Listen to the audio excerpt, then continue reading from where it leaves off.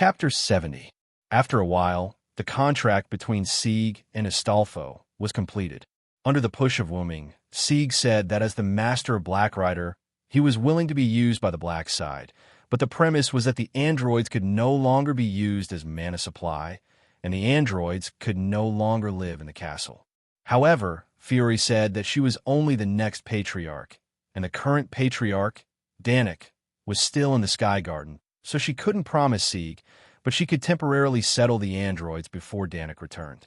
Sieg agreed after discussing with the androids, and Wuming provided the black side's mana supply.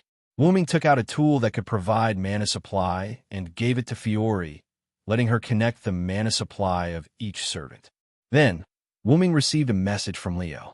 Wuming had told Leo before that if there was any change in the Sky Garden, she should immediately let Mordred pass it to Wuming through Leo. Soon, Wuming summoned the people of the Eugomarinia family, including Sieg and Astolfo. I received a message from my master.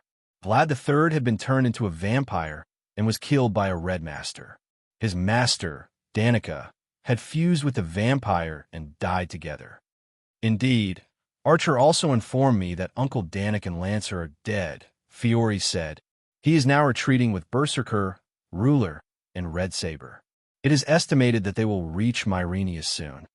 As soon as she finished, the androids ran over to report that the black side had returned. In the conference room provided by Fiore, Joan of Arc, Wuming, Sieg, Astolfo, Fiore, Sharon, Cowles, and Gold gathered here. Even Leo and Mordred were there. Except for Frankenstein, who belonged to Berserker, who did not participate. Only Castor Avisbrin and his Master Rock were missing. Joan of Arc began her analysis of Shiro Amakusa and the stakes of his wish. After knowing that the consequences would be severe, Eugomariania's side already had the intention of joining forces to stop Shiro Amakusa. After a series of non-critical analysis, Joan of Arc requested for everyone to work together. After all, this Holy Grail war was already in complete chaos. Fiore agreed to Joan of Arc's request on behalf of House Eugomarinia. Because of the androids, Sieg and Astolfo, as allies of Eugomarinia, also agreed to Joan of Arc's request. Their request to give the androids freedom was also approved by Fiore, who was now the acting patriarch. As for Wuming, he was originally a violator, so naturally, he had no right to speak. In addition, Wuming had a relationship with Joan of Arc, so he also agreed to Joan of Arc's request. After knowing Joan of Arc's skill, divine judgment, Leo Gia and Mordred also agreed to Joan of Arc's request with a command seal. Although they would choose to cooperate even if there was no command seal. After all, if the analysis was true, then they must defeat the red side. Originally, Mordred wanted 2 command seals, but Joan of Arc refused because each servant only had 2 command seals, and Wuming did not have a command seal, so he could only use Mordred's command seal. However, Joan of Arc never thought of using command seal to command Wuming. It was just an excuse to refuse Mordred's request. It could be seen that the village girl was quite smart. At this point, the Holy Grail War has been completely destroyed. Now the black side's purpose was to defeat the red side's servants and masters and maintain the Holy Grail War. After the meeting was dismissed, everyone went to rest, but Wuming was chatting with Joan of Arc. In fact, Joan of Arc was telling Wuming about what happened in the Sky Garden. So that's how it is, Dracula? Wuming said thoughtfully. Yes, but what surprised me most was the master of all the red side servants, Shiro Amakusa. Joan of Arc was wearing a student's uniform, sitting on a chair. The Sage of the Far East? I didn't expect him to get a body and live for 60 years. His mental power is strong enough. After all, planning for 60 years for a goal was not something an ordinary person could do.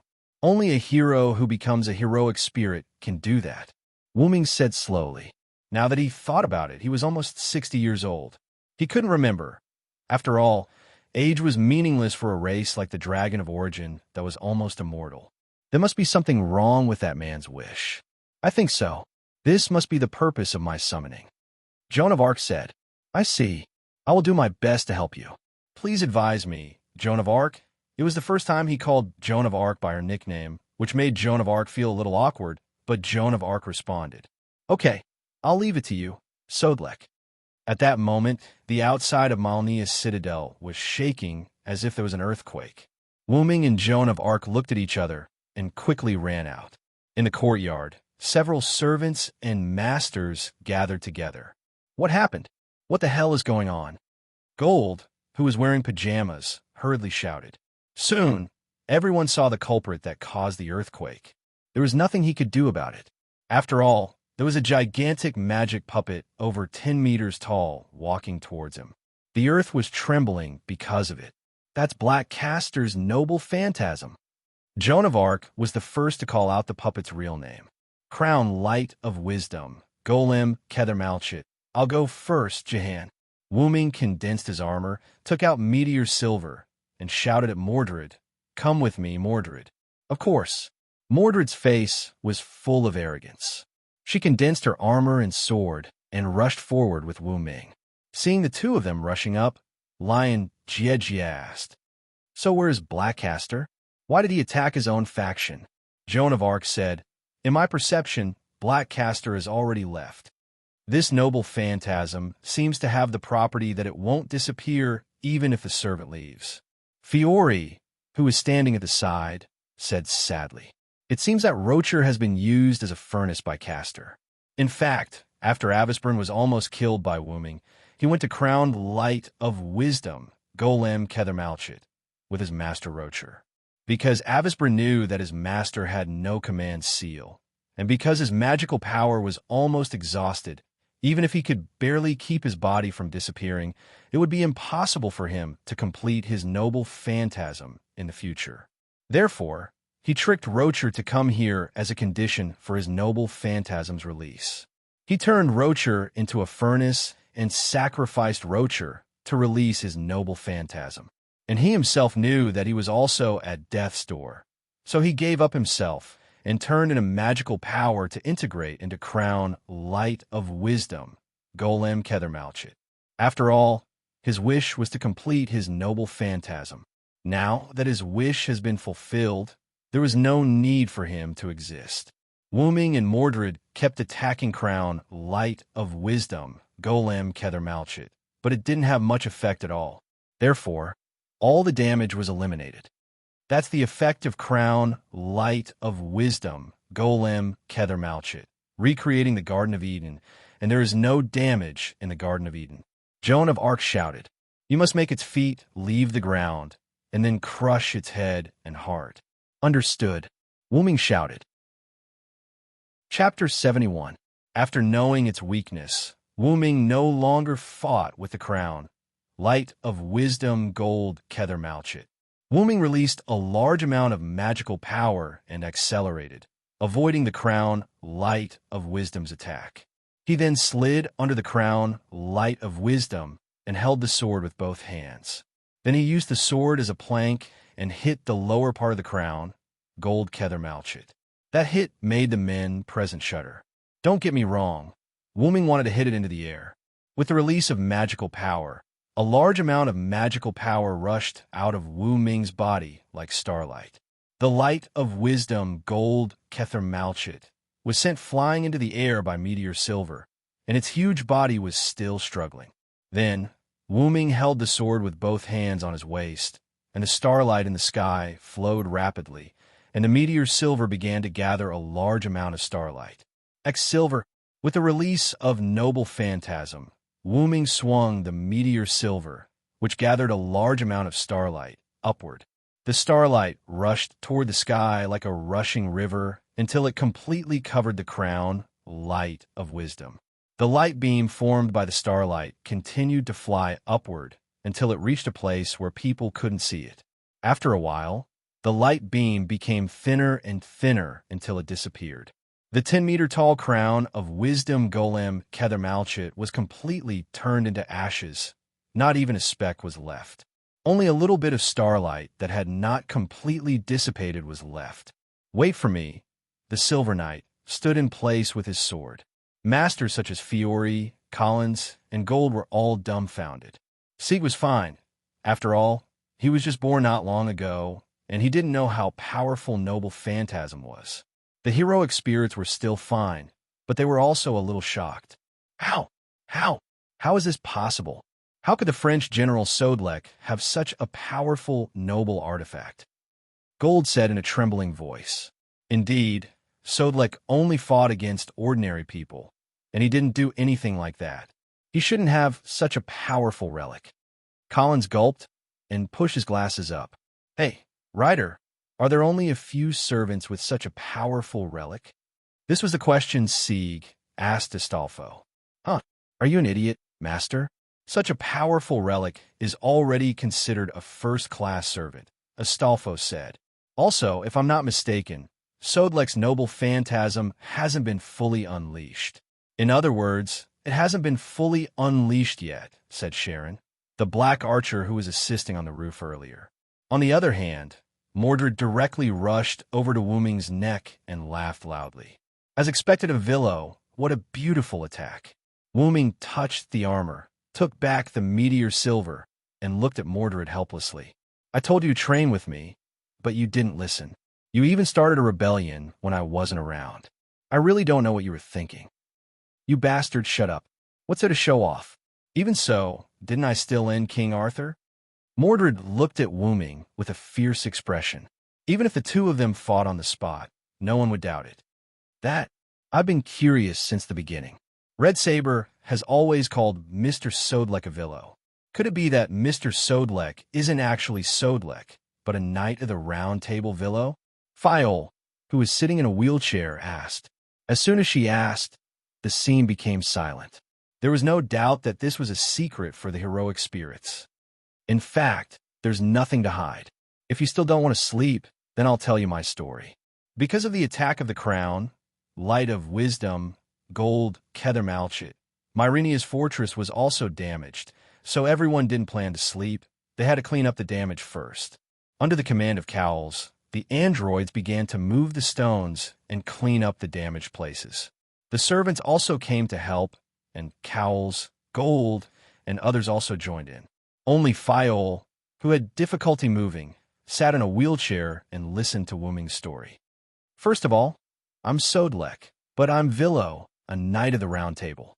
Wuming raised a larger stone, and the servants were responsible for cleaning up the stones that the androids couldn't clean up. Several people were surprised when they heard that. Is the story of Sodelec fighting the mystic dragon in the Alps true? Fiol asked. What she meant was the rumor that Sodelec let Villo, a Knight of the Round Table's incarnation, take over his body was true. No, it's half true. I did fight the mystic dragon, but that was when I was Sodelec. Wuming crushed the boulder. Then he asked, do you know the legend of Villo, a Knight of the Round Table? Yes, Villo was cursed by the Black Magician in order to save King Arthur's sister, Morgan Le Fay. His body turned into a dragon, and his mind was devoured. He was sealed by King Arthur, Merlin, and others. Some people also commented that Villo's incarnation was the beginning of the end of Arthur's dynasty. Cowles said, save that be asterisk TCH. She was the one who forced Varen to reveal his true form, the mystic dragon, and then sealed Varen in the scroll. That despicable be asterisk TCH, Mordred said as she punched out with all her might, shattering a boulder. The boulder splashed and hit Leo Gielli, causing Leo Gielli to complain, hey, be careful. Then, what does it mean to turn into a dragon? Is Villo a dragon? Leo Gielli asked. That's right. I'm a dragon, a purebred dragon, Wuming said calmly, as if he was talking about what he had eaten yesterday. Sigh. A few different voices cried out. Is this possible? That's a dragon that will never be seen again in the Kannagi era. Wuming ignored their ruckus and continued to speak. That's right. Dragons didn't appear in King Arthur's era. Dragons weren't suitable for that era, so I turned into a human. After that, Morgan Le Fay used an unknown poison to devour my mind, and I turned back into my original form. That era couldn't bear my existence, so I was forced out of that era. This is too shocking, Gold said blankly. He didn't know that the boulder in his hand had left his palm and was smashing toward his feet. My feet. It hurts. Gould rolled on the ground with his arms around his legs in a sorry state. Everyone laughed and continued to listen to Wu Ming tell his story. Chapter 72. Wu Ming continued. After I was expelled from that era, I experienced a lot of things that this world doesn't know and doesn't record.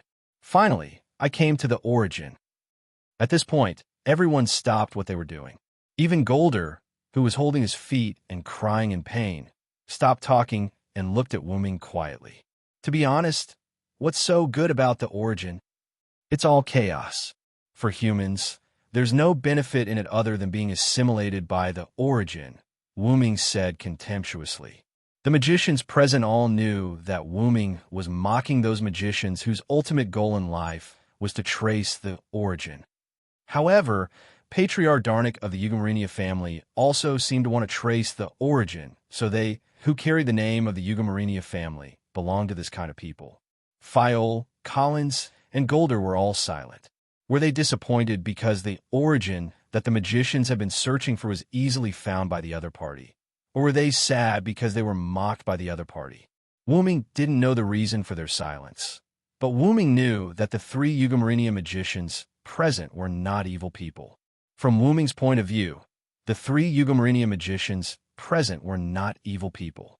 From Wu Ming's point of view, Fiol and Collins were not suitable to be magicians.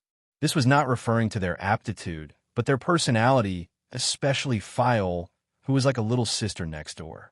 Collins was fine. He could make up his mind to kill people, but he would not violate the morals in his heart. There was also Golder, the middle-aged fatty. He was proud, arrogant, and narrow-minded. Moreover, Golder had always disliked the androids, but Wu Ming could see that he had a deep impact on the androids that Ziegfeld had saved. Now, although he still spoke ill of the androids, he was much better than before in terms of details and attitude. In short, he treated the androids as humans. Then, I lived in the origin. What? I know this may be unbelievable to you, but I really lived in the origin. My body is somewhat special. It can absorb the power of the origin to accelerate its growth. Then, Wu Ming looked at Jean. Then, with the help of the suppression, I subconsciously reincarnated into a village in France. My physical body was still sleeping in my roots. After that, it's the story of Sodric. In order to be able to use the noble artifact that I had when I was a Villo, the suppressive force added the story of how I met the demonic dragon that the Villo transformed into. I see. That explains why you can use Villo the Knight's noble artifact so freely, Fiore said. After Wu Ming finished speaking, the place was pretty much cleaned up. Then, Wu Ming said, "All right, everyone, hurry up and go rest. We need to conserve energy for the next few days and prepare to attack the Space Garden." Just like that, everyone spent an incredible night. It could be said that because of Wu Ming's words, several people couldn't fall asleep. The next day, in the conference room. "So, what happened again? Why did you call me up so early in the morning?" Wu Ming said as he sat in his seat. Looking at a few yawning people who hadn't fallen asleep, Wu Ming looked at Jean again. He noticed that Jean had dark circles under her eyes. Was the impact of those words on Jean too much? Wu Ming thought, "It's like this." Fiore sat at the head of the table and said, "Now, there's a very urgent matter." After that, she took out a newspaper and placed it in front of everyone. "Jack the Ripper," Jean said. "Is it Black Assassin?" Wu Ming asked. "Yes. Recently, more and more people have been sacrificed in the serial murder cases. Just last night, 8 people were killed. Now, dozens of people have been killed, including magician," Collins said with a serious face. "We can't get in touch with our blood relatives in Tulifas, and they're probably already. Needless to say, they must have also been killed by Black Assassin Jack the Ripper. Although this is our Eugidomyrinia's matter, now we are unable to solve this matter, so we want to entrust the ruler to help us solve this matter. Black Assassin's practice has exceeded the rules of the Holy Grail War. As the ruler of this Holy Grail War, I have the obligation to stop Black Assassin. Please rest assured that I will help you." Jean looked at Fiore seriously. Fiore couldn't help but breathe a sigh of relief and said, "Great, I thought this would conflict with your identity as the ruler." "How can that be? Even if I'm not the ruler, I will still help you. After all, Black Assassin's practice is unacceptable to me. As a heroic spirit, he wantonly attacked ordinary humans and magicians. There is no doubt that Black Assassin has fallen into evil. Then Jean looked at Wu Ming and said with a smile, "And even without me, Sodric will definitely not allow Black Assassin to exist." Wu Ming, who was resting with his eyes closed, opened his eyes and looked at Jean. "Of course. Now, I'm not only the French General Sodric, but also a knight of the Round Table Villa. Such evil people must be punished." Really, I didn't want to care. After all, Sodric was the one who was righteous, not Wu Ming. The suppressive force created a fake history and arranged Wu Ming's identity as a young man with a sense of justice. Sodric sacrificed himself for his country. Although Wu Ming's sense of justice wasn't low either, he wasn't as righteous as Joan of Arc. However, Black Assassin Jack the Ripper is currently in Tulifas. Who knows, he might have infiltrated the castle, which would undoubtedly interfere with our plans. Yep, let's deal with Black Assassin Jack the Ripper first. That was why Wu Ming was said to be at Sundra. Then, do we have any information about Black Assassin now? Astolfo asked. Yes, Master and I have fought with Black Assassin before. Just as Sharon was about to tell them about Black Assassin Jack the Ripper, he was suddenly shocked. What's wrong, Archer? Fiore asked. Master, do you still remember the information about Black Assassin? Sharon asked. Sigh, how is that possible? I clearly remember. Fiore was also shocked. It seems that Black Assassin has a special ability to make people forget about him. As expected of the Jack the Ripper who fooled Scotland Yard, Wu Ming said. Wu Ming guessed that Black Assassin might have evolved into a noble phantasm because his true identity had not been discovered. Between August 7th and November 9th, 1888, Jack the Ripper killed 5 prostitutes in an extremely cruel way near Whitechapel in the East End of London. Jack the Ripper wrote many letters to Scotland Yard, the local police station, to provoke them, but he was never caught. It was not even clear whether Jack the Ripper was a man or a woman. Until now, no one had figured out who Jack the Ripper was. Wait, so we only know that Black Assassin's real name is Jack the Ripper, and we don't know anything else. Although I don't want to admit it, it is the truth. Hey. Chapter 73. In the end, everyone decided to first check the situation of the missing people of the Yugo-Myrenia family in Tulifas. Myrenia's Citadel corridor. Because Cowles wanted to check in person and needed to bring some tools, he left first accompanied by Sharon.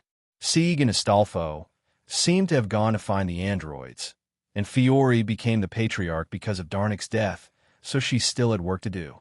So now only Wu Ming and Jean were left. Wu Ming requested to set up some magic traps around Myrenia's Citadel to guard against Black Assassin Jack the Ripper. At this moment, the two were on their way out of Myrenia's Citadel. I really miss those relaxed days, Wu Ming said slowly with a nostalgic expression on his face. Joan of Arc was also deeply moved.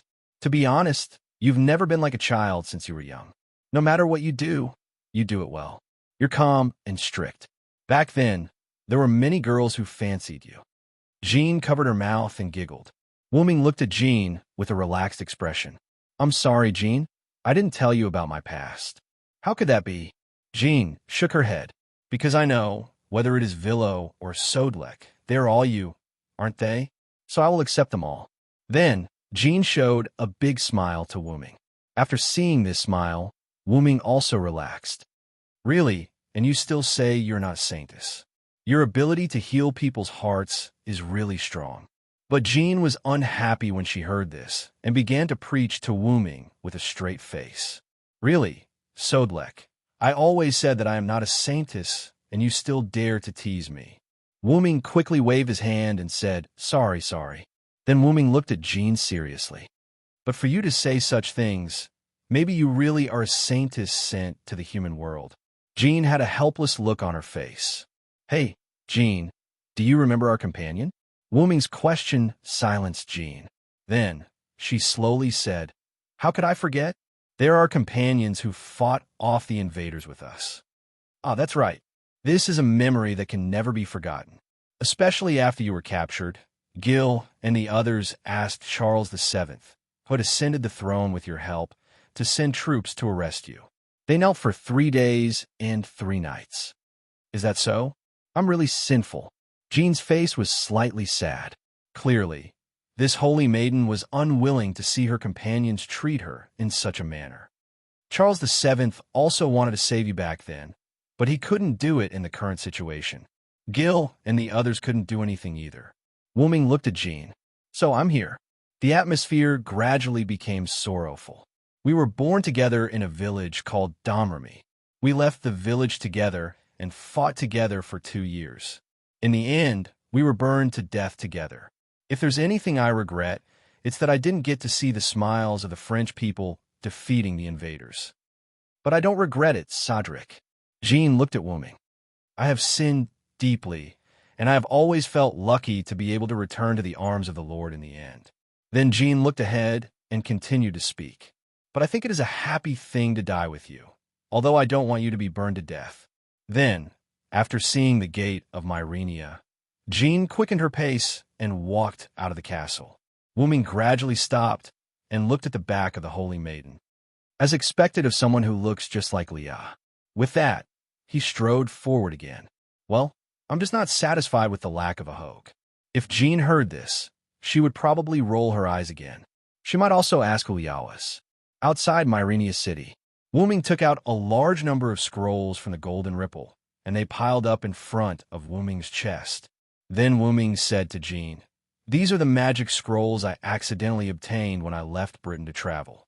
Jean, you and I will take half of these scrolls and insert them around Myrenia City in a circle." Well, but it's surprising that my true name decipher didn't activate. I think these scrolls have a Nordic style, but they don't look like it, Jean said while holding a long roll of scrolls. Well, maybe it's because this is not the magic of this world. After all, this is what I got in another world. Wu Ming said, "Hey, another world.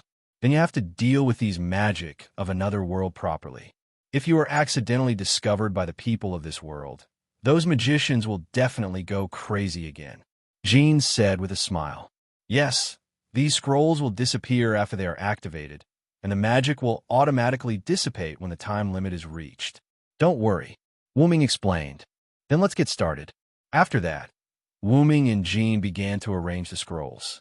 To ensure the powerful effect of the magic, Wu Ming told Jean to arrange the scrolls in a certain pattern with a specific technique. Although Jean was a ruler, she was still a village girl, so it was a bit difficult for her to solve some profound problems.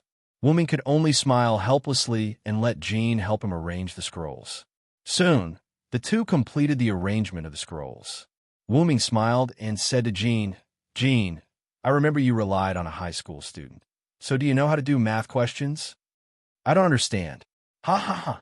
Jean laughed, but the laughter was weak and awkward. Wu Ming shook his head. "It's better for you to be a village girl. Leave the saintess to others." Wu Ming knocked Jean's head. Then, Wu Ming didn't care about Jean, who was holding her head and acting cute, but began to activate the scrolls. It is said that the magic spells in Yggdrasil are some similar to English words. As long as you reply in English, you can basically recite the spell. As a spell similar to English words blurted out from Wu Ming's mouth, the scrolls inserted into the ground began to be burned by blue flames and instantly turned to ashes. Jean couldn't help but look around. As the scrolls disappeared one by one, the surrounding atmosphere and air seemed to be buried by something and became extremely sticky. The amount of magic in the atmosphere gradually increased, and when it reached the density of the atmosphere that modern people couldn't stand, Wu Ming stopped. Then Wu Ming opened another golden scroll and dripped a drop of his blood on it. The scroll seemed to be activated, and it was instantly burned to ashes by blue flames.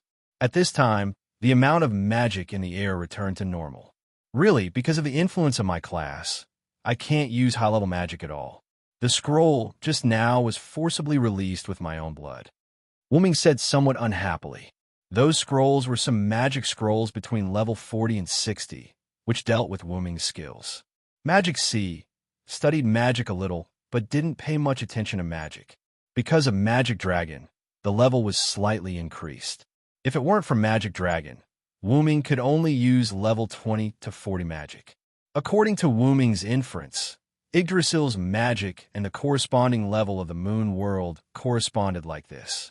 Level 0 to 20 was E, level 20 to 40 was D, level 40 to 60 was C, level 60 to 80 was B, level 80 to 100 was A, and super magic was EX.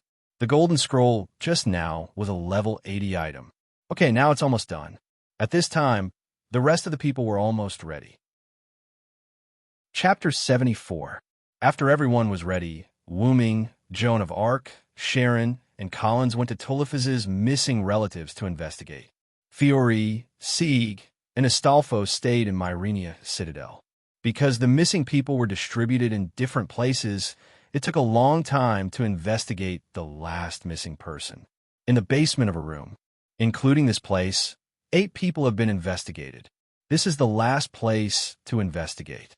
Collins squatted on the ground and was examining the body, looking at the corpse tied to the chair with its eyes rolled back and several scalpels stabbed into its body.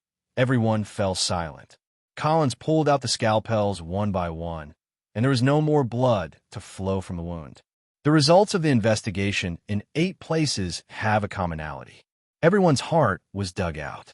Speaking of this, everyone present frowned. The heart is the essence of magic power. It's not surprising for Black Assassin to have it dug out. Wu Ming stood aside with his hands on his chest, and then said, maybe Black Assassin's master is an ordinary person, not a magician. This reminded everyone. Then, digging out a magician's heart to replenish magic power makes sense, Sharon said. In addition to digging out the heart, the body looked like it was interrogated before death, and the torture method was extremely cruel, Collins said. The strange thing is that some of the bodies have traces of torture, and some of the bodies have no traces of torture. That's what's strange. Sharon continued what Collins was about to say. Is it possible that Black Assassin needs people's fear, so they tortured these people? Joan of Arc asked. Impossible. This can't explain why some of the bodies have no traces of torture, and it's not that there wasn't enough time. We were all busy with the war between the Black and Red before, and we didn't have time to care about Black Assassin. Wu Ming shook his head and said with a frown, I thought it was a magic ritual, but it doesn't look like it, Sharon also said.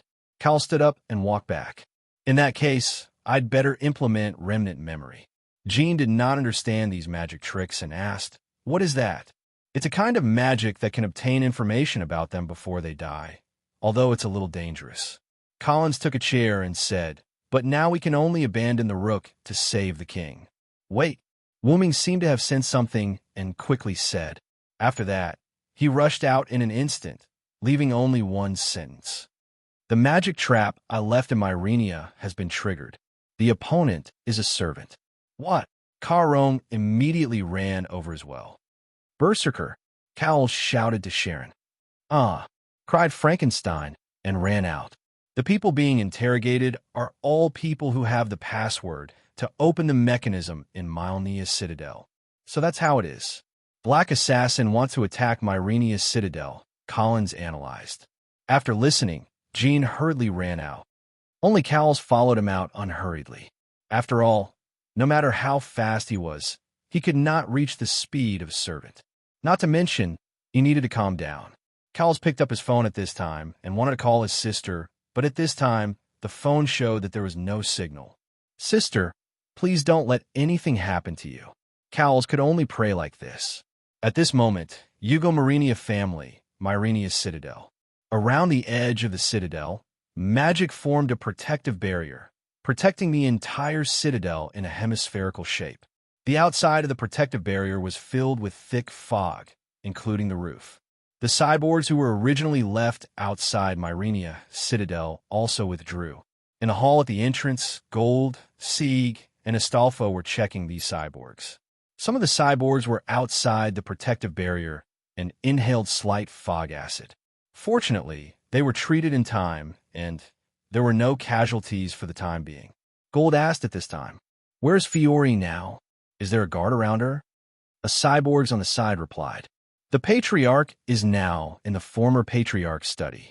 There is no guard around her at the moment. As soon as he heard that, Sieg immediately turned around. Hurry, Ryder. The enemy may be a servant. Oh, oh, understood. After saying that, the two quickly ran toward the study. Gold was left behind with a confused look. At this moment, the protective barrier outside seemed to have reached its limit and broke with a bang. The thick fog spread to Myrenia's citadel at a speed visible to the naked eye. Damn it!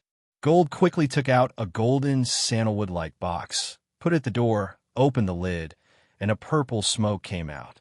This purple smoke seemed to have the effect of blocking the thick fog, and the thick fog did not come in through the gap of the main door. However, other places in Myrenia's citadel were invaded by the thick fog. Slowly, the entire corridor where Fiore was located was filled with thick fog. Fiore, who was still busy working in the study, also found something wrong at this moment. She quickly opened the door and looked at the corridor.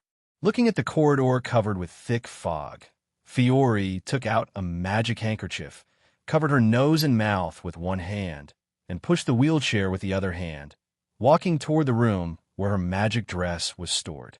After all, Fiore's legs were paralyzed because of the deterioration of the magic circuit. She said that she had obtained extraordinary magic skills, but she could not move freely. Usually, she relied on the magic dress she developed to move. Link Enhanced Magic Dress was the name of Fiore's self-designed magic dress. It was a prop specially designed to replace the immobile feet. However, even a third-rate magician would become a first-rate magician if he were to put on this set of clothes. The shape was similar to a backpack, and there were 4 artificial hands on the back. It was forged with a special alloy that was easier to circulate magic. Each artificial hand had an animal spirit attached to it, and it could move according to Fiore's will. It could also move automatically according to the situation to protect Fiore as the owner. When Fiore finally walked to the door of the room where the magic dress was stored, Fiore caught a glimpse of a strange little girl standing behind her with a knife. But there was no doubt that this cute little girl with white hair was the serial killer, Black Assassin Jack the Ripper. Maybe Fiore was a little panicked. After opening the door, her body tilted and the wheelchair fell to the ground. Fiore hurriedly climbed in and then closed the door with a spell. Just as Fiore heaved a sigh of relief, the door was opened again. "I'm so sorry, sister. I know the spell of this door." The innocent child's gentle words made Fiore's whole body cold, and her pupils shrank. There was no doubt that this was the voice of hell. Chapter 75. Fiore hurriedly reached for the box on the table, but how could Jack let her get it? Jack jumped lightly and stood on the table. He stepped on a box and picked it up. This must be something very important to Big Sister. "I can't let you get it." It was still that sweet voice, but Fiore still couldn't hear the sweetness. "Is that so? Then I'll use this first." File suddenly raised her hand, which had been equipped with a magic suit at some point in time. She pointed at the 2 mechanical arms that were connected to the back of a chair by the wall. Following File's command, the mechanical arms shot out magic bullets. Jack jumped back and used the box in his hand to block the attack. Then, Fiore made a prompt decision. She equipped the mechanical arms and jumped out of the window. Plonk! The window was broken. Fiore relied on the mechanical arms and barely reached the ground. Just as she stabilized her body, she saw a sword attack. Ka! One of the mechanical arms was broken. It was cut off by Black Assassin Jack the Ripper, who had caught up with Fiore with agility. "Big Sister, because of the magic trap outside, I wasted a lot of time." Assassin took the dagger that was still dripping blood and walked in front of Fiore, who was paralyzed on the ground. "Be obedient and let me kill you, Big Sister." At this moment, a meteor-like light arrow shot toward Jack. Jack nimbly jumped back and dodged the light arrow. The light arrow pierced the place where Jack was originally standing and buried deep into the ground. The light scattered and the light arrow revealed its original shape. It was a shining knight's sword that shone like a fashion trend. "Oh, a weapon I've never seen before. Is it a servant?" Jack said to himself. At the same time, he looked in the direction of the light arrow in the fog. Wu Ming, who was dressed casually, walked over unhurriedly. His hand reached into the golden ripples and took out a bottle of recovery potion. He handed it to Fiore, who was still in the fog. "This is a recovery potion. Drink it first." "Oh, okay, thank you." Fiore was a little confused, but she still followed Wu Ming's instructions and drank the red potion. Wu Ming then pulled out the meteor silver that he had bought from the ground. "Black Assassin Jack the Ripper. Am I right?" Wu Ming looked at the young Jack. "That's right, I'm Jack." "So, big brother, do you want to be killed by me?" Jack asked innocently. "I'm sorry, but I'm here to crusade against you." After saying that, Wu Ming pressed the tip of the meteor silver sword to the ground and instantly released all of his magic power. The release of mana led to the movement of the air. At this moment, the mana produced by Wu Ming's body instantly blew away the thick fog that covered the surroundings. "What?" Jack cried out in surprise. Although the fog was also a type of fog, it was formed by Jack's noble phantasm. He did not expect it to be blown away so easily. Then, Wu Ming instantly put on his armor and rushed forward. Because of Wu Ming's B+ dexterity attribute, his dexterity was comparable to that of a rank A. Even Jack almost could not react to this attack. Bang! The ground was shattered by Wu Ming's knight's sword. Jack narrowly avoided this attack, but before she could stand firm, Wu Ming rushed up with his sword again. Realizing that she could not avoid it, Jack tried to use the dagger in her hand to block the knight's sword that pierced through the air. However, it was useless. Jack's weapon could not defend against Wu Ming's A+ strength. The huge impact sent Jack flying. A wound from her left shoulder to her right abdomen appeared on Jack's body, and blood flowed freely. "It hurts, Mom. It hurts," Jack said weakly as she lay on ground. "That's enough, Black Assassin." Wu Ming held the meteor silver and looked at Black Assassin, who was lying on the ground and unable to get up again. However, Jack's figure became illusory. Wu Ming sensed that something was wrong and rushed up. Wu Ming fiercely stabbed his sword into Jack, who was paralyzed on the ground. The meteor silver stabbed into the ground, and Jack, who was originally here, was gone. "Command curse." Wu Ming pulled out his sword and said calmly. Then, Wu Ming looked around. The fog that was still gathering after being blown away disappeared at a speed visible to the naked eye. "Master!" Sharon, who was dressed in ancient Greek clothing, jumped down from the roof. "Master, are you okay?"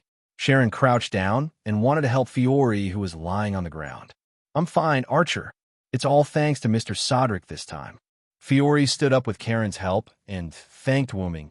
"Thank you very much, Mr. Sodrick." "Thank you, Mr. Sodrick. I will repay your kindness to my master." Sharon also thanked Wu Ming. "All right, don't thank me yet. Take Fiore back to rest. I'll go see how the others are doing in the fortress." Then, Sharon brought Fiore back to the room.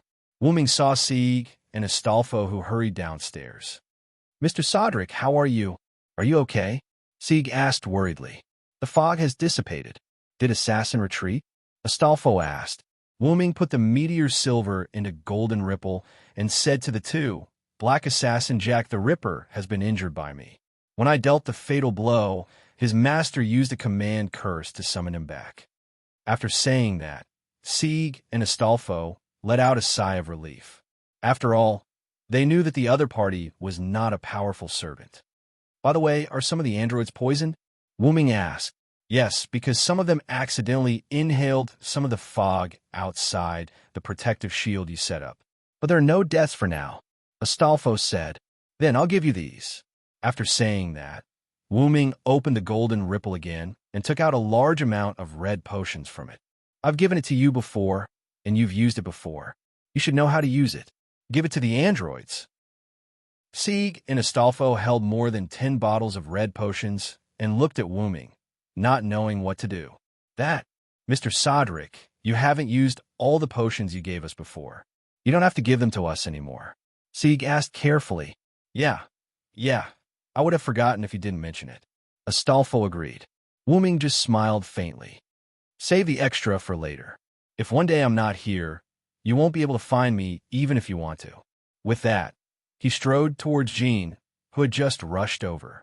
Looking at Wu Ming and Jean talking about the attack, Sieg was a little stunned. Astolfo noticed it and asked, "What's wrong? You look very confused." Mr. Sodric, I miss the humans of this era. I almost forgot the fact that he is a heroic spirit. Astolfo thought for a while and said, maybe Sodric has experienced a lot, so it's easy for him to go deep into various eras. After all, didn't he say that he traveled through the world as a dragon? He must have experienced several different eras. Is that so? Sieg said faintly.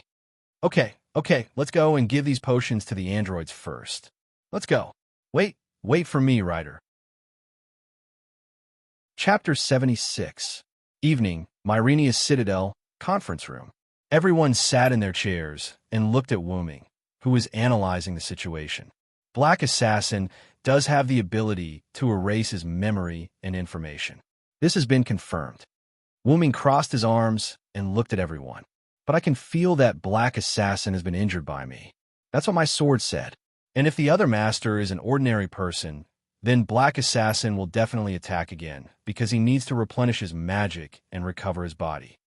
Collins put the organized files on the table and said, according to our investigation in Japan, at the place where our original master of Black Assassin, Xiangliang Leopard Horse, was killed, there are no traces of the death of the sacrifice used, the 6 guides Lingxia. Furthermore, there were no signs of a transfer charm in Xiangliang Leopard Horse's hands. It can be inferred that during the summoning process, the 6 guides Lingxia was automatically selected as its master by Black Assassin, and after the original master, Xiangliang Leopard Horse, summoned Black Assassin, it killed Xiangliang Leopard Horse. This is the information of 6 guides Lingxia. In other words, the other party will definitely attack again, right? Astolfo said.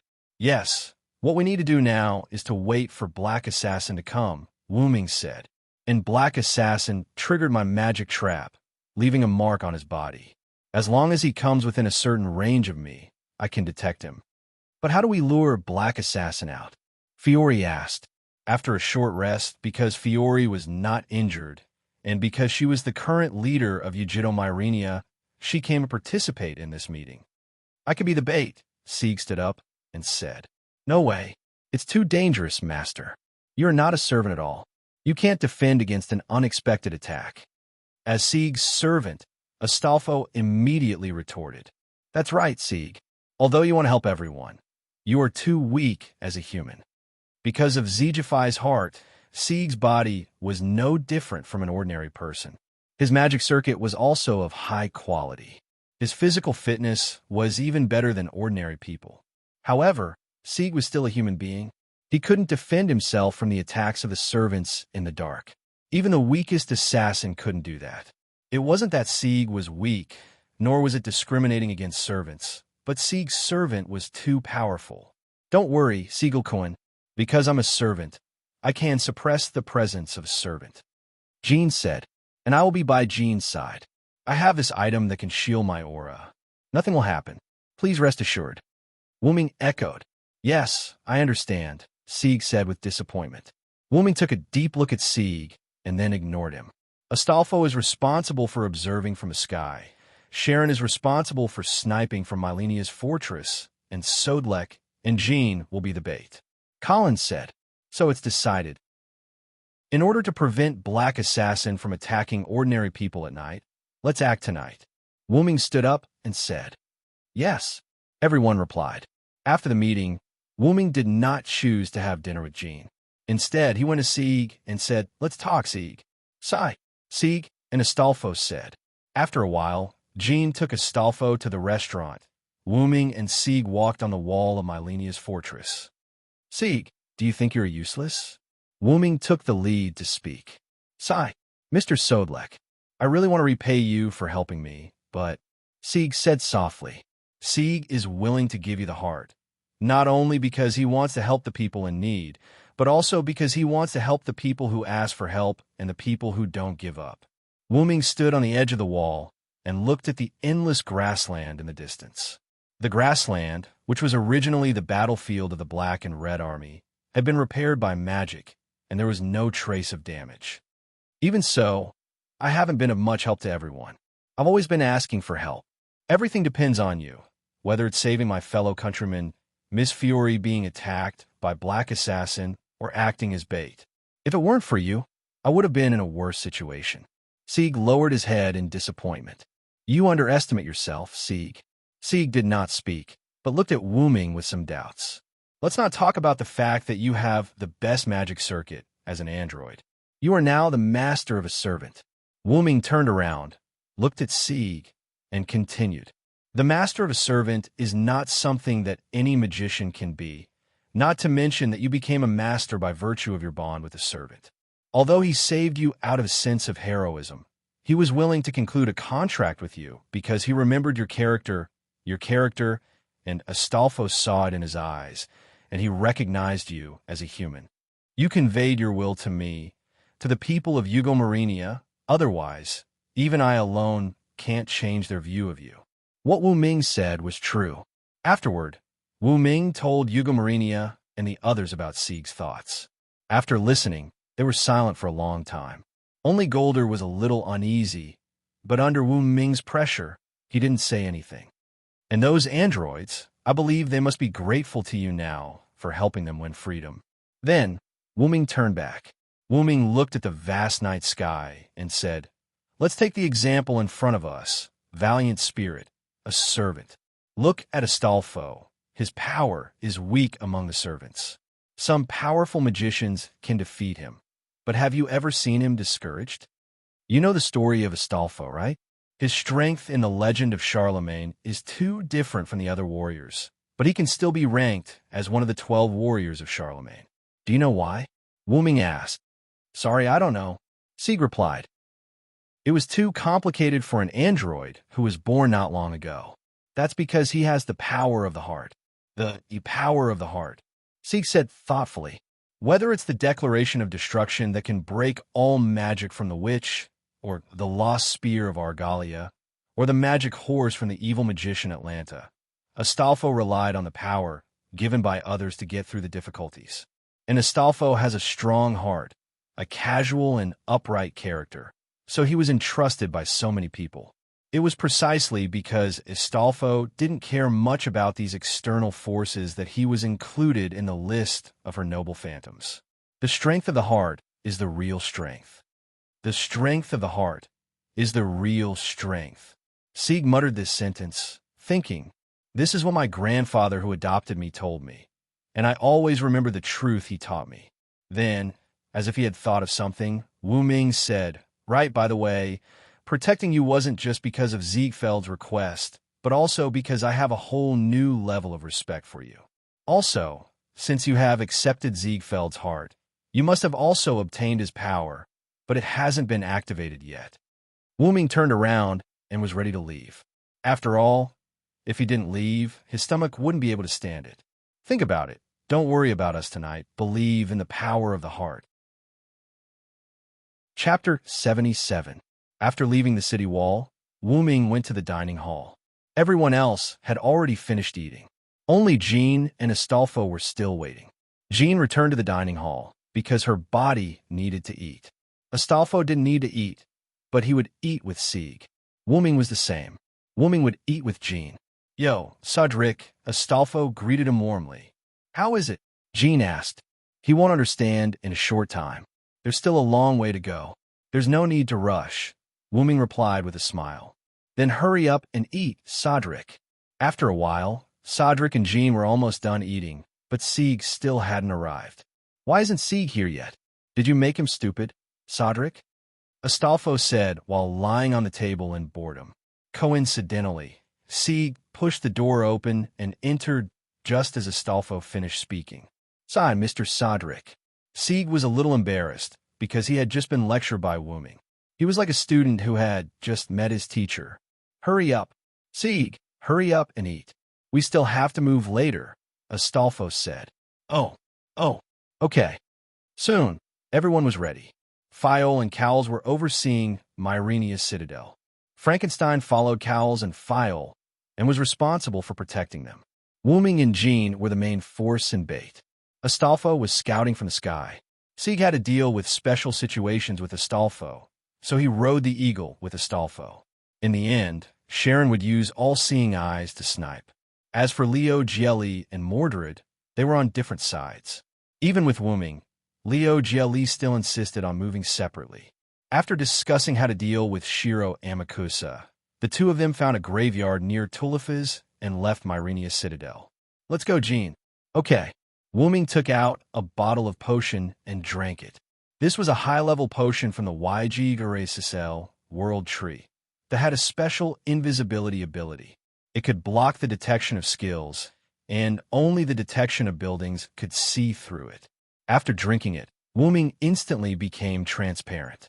After seeing Wuming disappear, Jean suppressed her magic power and began to act as bait on the street. Because of the man-killer fiends that appeared in Tulifa's, no one went out at night.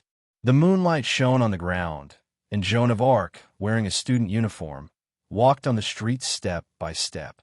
Many residents were already asleep, and there were only a few households with their lights on. Even so, the surroundings were not dark. After all, the moon tonight was much brighter than usual. Wuming hid his figure and followed behind Joan of Arc. Although the plan is good, I'm afraid that the other party won't play by the rules. Wuming thought so, and just in case, Wuming had already set up magic scrolls around Myrenia's citadel, and with Sharon and Frankenstein in the citadel, there was no way for anything to go wrong. Fortunately, Black Assassin wasn't as sly as Wuming thought.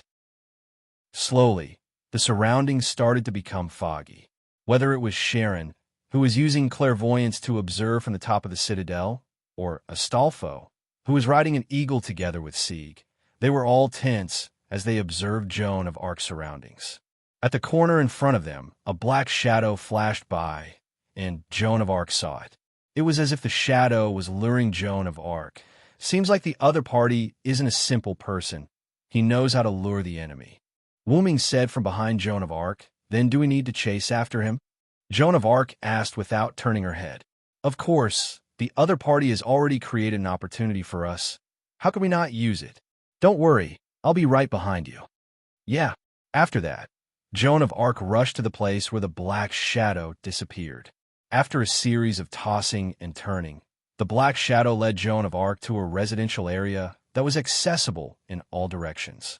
Joan of Arc stood in an empty place and carefully observed the surroundings. On the roof of a residential building behind Joan of Arc, Black Assassin Jack the Ripper's figure emerged. From now on, it will be hell. Black Assassin was seen in a pose, holding the two swords backward and chanting, "We are fire, we are rain, strength, Merry Ripper." The moment he shouted out the noble phantasm, Black Assassin rushed to Joan of Arc. Joan of Arc immediately sensed the danger and quickly condensed the armor and the holy flag. Clank! What? Black Assassin Jack the Ripper shouted in disbelief. His pair of daggers were blocked by something invisible. Wuming appeared, holding the meteor silver, and was in a stalemate with Jack's daggers. Long time no see, Assassin Jack the Ripper. The moment he saw Jack the Ripper, Wuming recalled all kinds of information about Jack before. Wuming lifted Jack and sent him flying. Jack flipped in the air and stabilized his body when he landed. Why? How can you be okay? Jack's noble phantasm, Merry Ripper, used 4 level D daggers to inflict curse-type damage on enemies with specific conditions.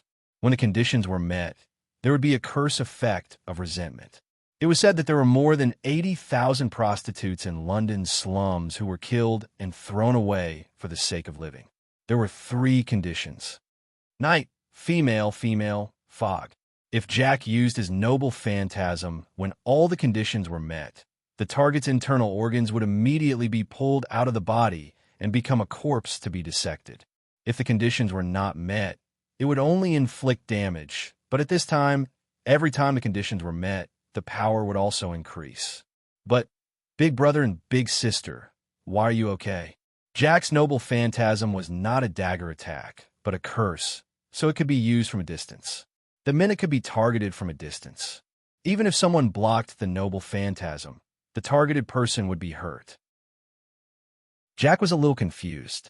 Even if it couldn't cause a fatal blow to the opponent, it should at least cause some damage. But Jack looked at Wuming.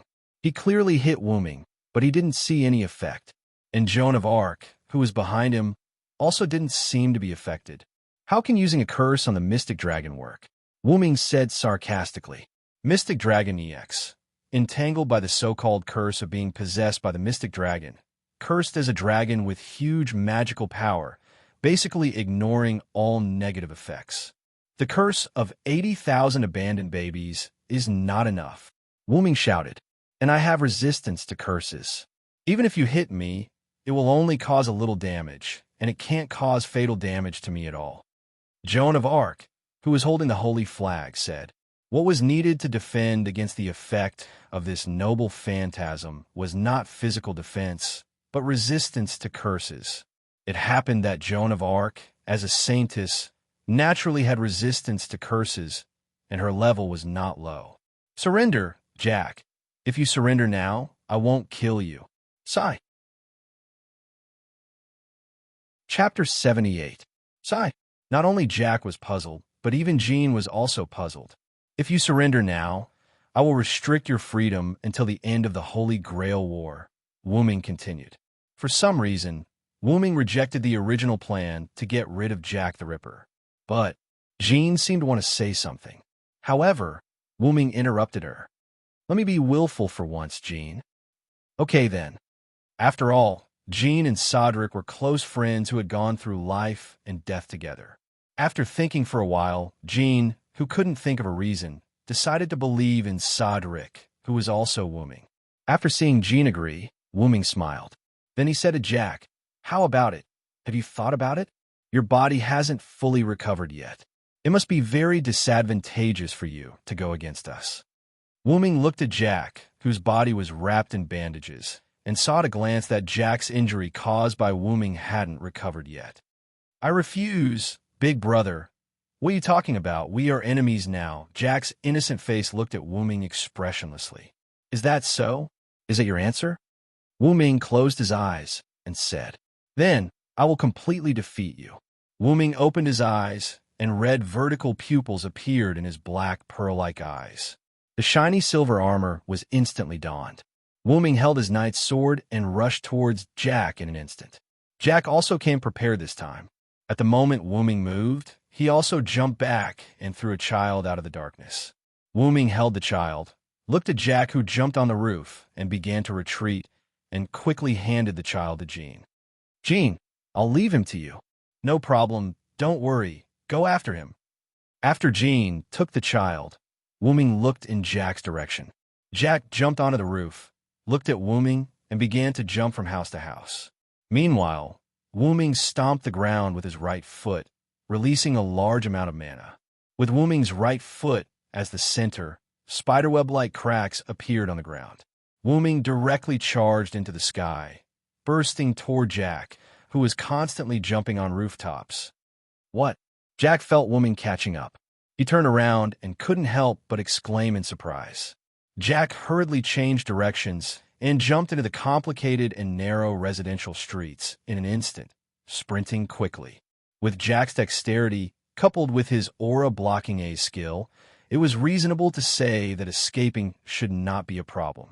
However, a few arrows were shot from a distance in front of Jack's path. Now, Jack couldn't slow down at all.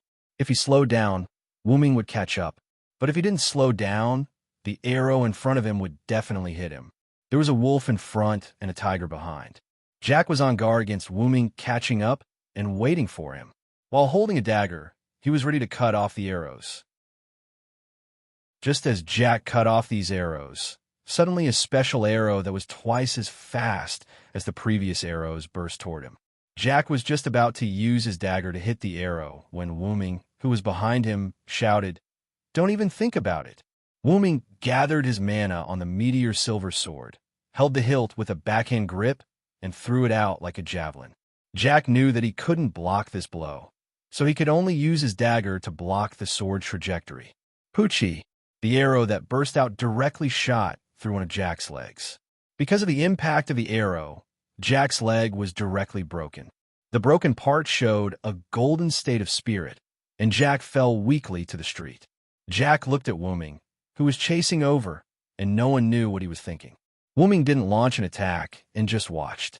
Then Wu Ming felt a wave of spatial fluctuations, and Jack disappeared in front of Wu Ming's eyes.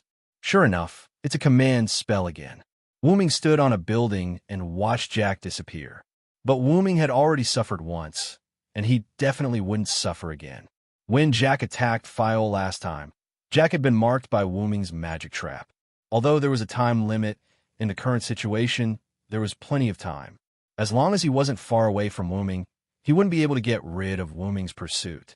At this moment, the marked Jack in Wu Ming's eyes was like a lighthouse in the dark sea, very conspicuous. And in order to prevent Jack from being summoned away by his master with a command spell again, Wu Ming and Jean deliberately chose to act as bait in the central area of Tulifas. In the center of Tulifas, Wu Ming could almost perceive 80% of the area, with Tulifas as the center of the circle. In this way, even if his master used a command spell to summon Jack away again, even if Jack led Jean away a little before, it wouldn't have much impact on Wu Ming's perception of Jack. In case of accidents, Wu Ming also prepared a tool to enhance the magic of intelligence. Of course, the premise of this series of conditions was that Jack's master was in Tulifas, otherwise Wu Ming couldn't do anything. According to Wu Ming's inference through his sword, Jack was seriously injured and couldn't leave Tulifas in such a short time. He could only kill people in Tulifas and dig out their hearts to replenish his magic power. Otherwise, as long as he accidentally encountered a black side or a red side servant, he wouldn't even have the power to protect himself. Sure enough, the mark on Jack's body moved to the opposite direction of Wu Ming's pursuit of Jack. It seemed that the other side had already discussed it. When they were defeated, they would run in the opposite direction, and then the master would use a command spell to summon Jack back. However, the other side may not have thought that Wu Ming's combat power was so strong that Jack almost died here. In this way, as long as we find the location of his master, then we won't be afraid of Jack escaping again.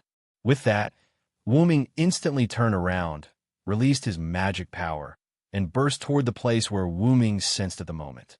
However, the roof that Wu Ming was standing on was already shattered to the point that it couldn't be any more shattered. It woke up the people who were sleeping in a house. In a house, next to a corpse, a woman was holding Jack, who was running on the street before. She had long green straight hair to her waist, a green off-shoulder skirt, a brown jacket with black fluff on the jacket, and a pair of black knee-high boots on her legs. She looked like a woman with the temperament of a rich young lady. This was the current master of Black Assassin Jack the Ripper, the person who was sacrificed by the former master Xiangliang Leopard Horse. Six Guides Ling Xia. Jack, are you okay? Six Guides Ling Xia asked Jack with an unusually gentle tone, while touching her head and looking at her short legs that were still spiritualized.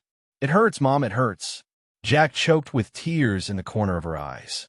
If it wasn't for the bloodstains, daggers, and broken legs on her body, anyone would think that she was a cute child who was bullied. Moreover, the wee Jack was referring to was herself, not her and Six Guides Ling Xia. Because Wu Ming had said before that Jack used the curse of 80,000 abandoned babies, which meant that her true body was 80,000 abandoned babies. Okay, Mom will take you out of here. With that, Six Guides Ling Xia stood up, picked up Jack, who couldn't move because of her broken legs, and walked toward the door. Click! Six Guides Ling Xia opened the door and walked out. Whoosh! Chapter 79. Poochie. It was the sound of an arrow piercing into a body. Plop! Six Guide Reen collapsed to the ground, and together with Jack, she fell. A sharp arrow pierced through the two of them. In the distance, Atlanta maintained her shooting posture and looked at the two pairs of figures that fell in the distance. Mom! Mom! Jack laid in Six Guide Reen's arms and struggled to raise her head to look at her. Six Guide Reen opened her eyes with difficulty and looked at Jack, who was pierced with her.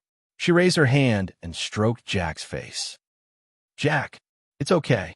I'll use the last command incantation. Jack, even without me, you'll be fine. A red light flashed, and the last command incantation in Six Guide Reen's hand disappeared. Then, Six Guide Reen lowered her hand and closed her eyes. Mom! Mom, whoosh! Poochie! Another arrow shot into Jack's body.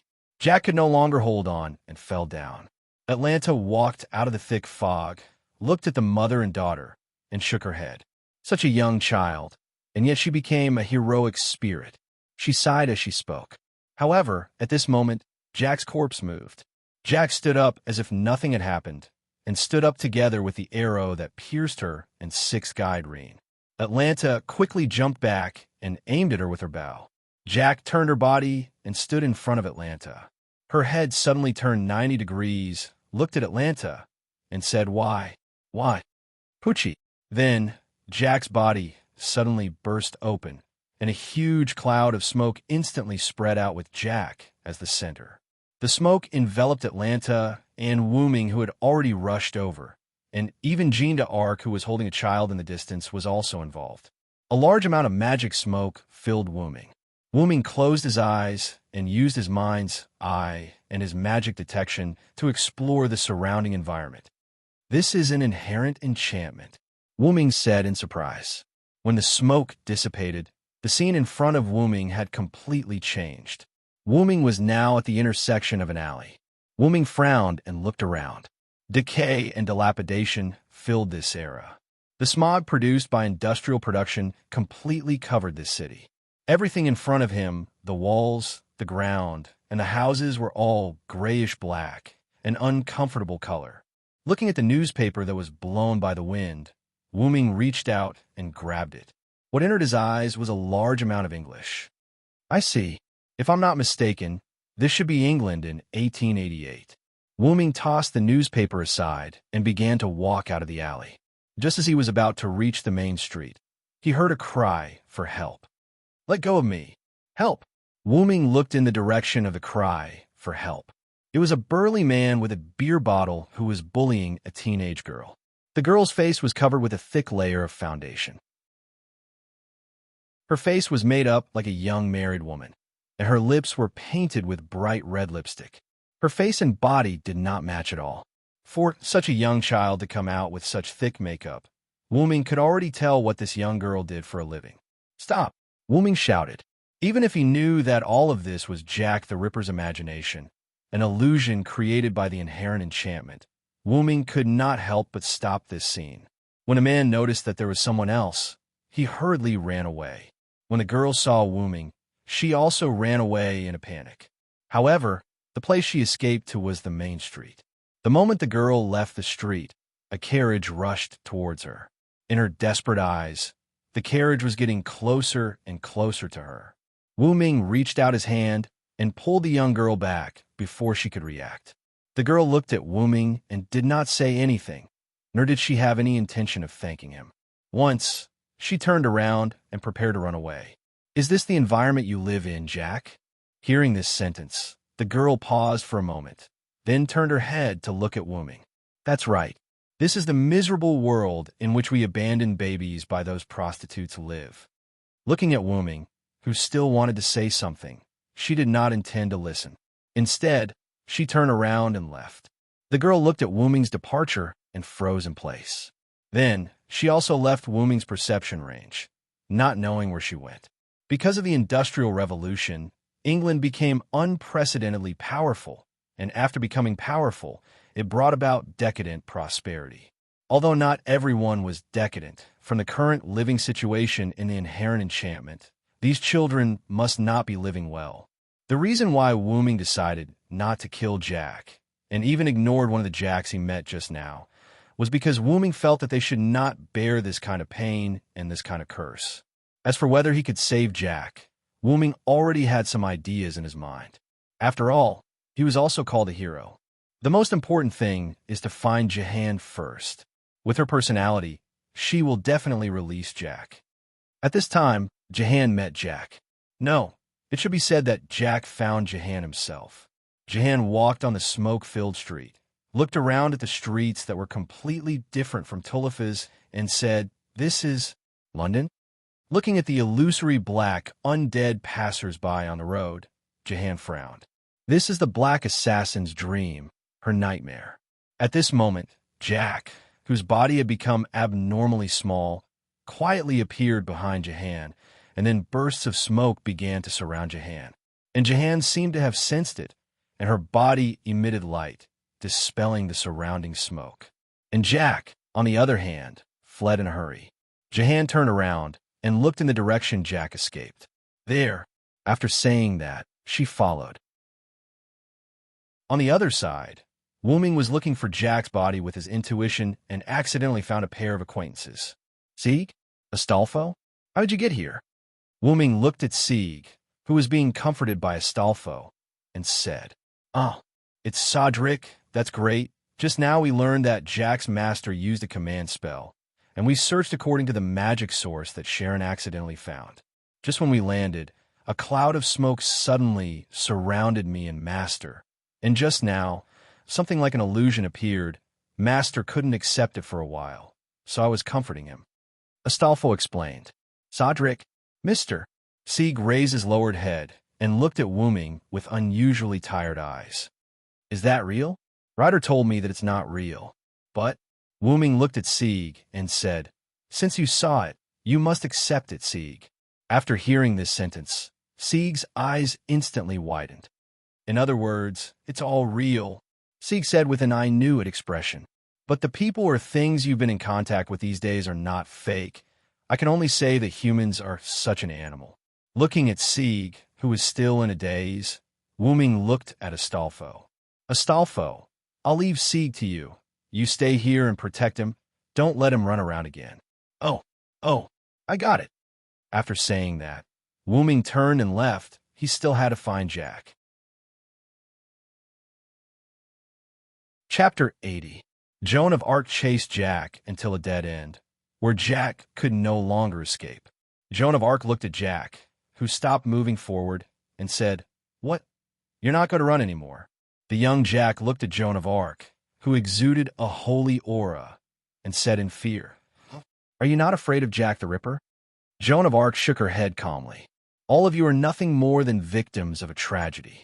Jack was also relatively calm. With a wave of her hand, several children appeared in the smoke around them. They were boys and girls. The oldest was about 11 or 12 years old, and the youngest was about 4 or 5 years old. These children began to ask Joan of Arc for help. Joan of Arc, Lady Joan of Arc, Lady Joan of Arc, please save us. I'm counting on you. Save poor Jack. They raised their hands and moved in the direction of Joan of Arc like a group of ghosts.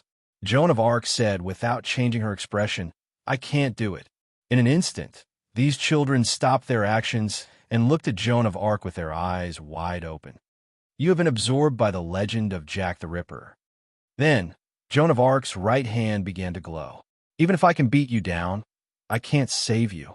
Looking at the children who retreated with wide eyes, Joan of Arc continued. You should understand now.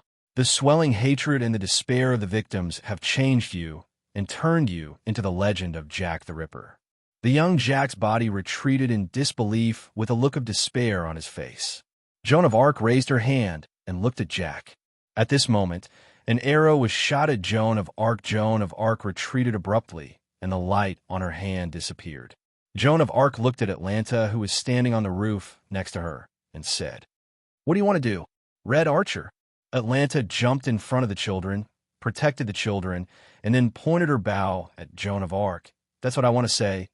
What do you want to do? These are all children. Innocent children. These children aren't even evil. They're just sacrificial lambs. They're sad souls crushed by the structure of the world. Atlanta said with a ferocious expression, If you want to kill them, then I won't let you off. Jean looked at Atlanta and said with a firm and serious expression, You should also understand that if these children are alive, they will only have more companions. Shut up. Returning the soul is salvation. What kind of salvation is that? Atlanta roared. Then, he shot an arrow filled with anger. He didn't know if it was because of anger or Jean's technique, but Jean just tilted her head slightly and avoided the arrow. Then let me ask you, you chose to hold the holy flag on the battlefield instead of drawing your sword. Isn't it because you don't want to kill? Isn't it because you don't want your hands to be stained with blood? Atalanta asked. What do you think, Red Archer? Jean said thoughtfully. Do you think that because I didn't use my sword, I didn't stain my hands with blood? Ever since I decided to participate in that war, my hands have been stained with blood.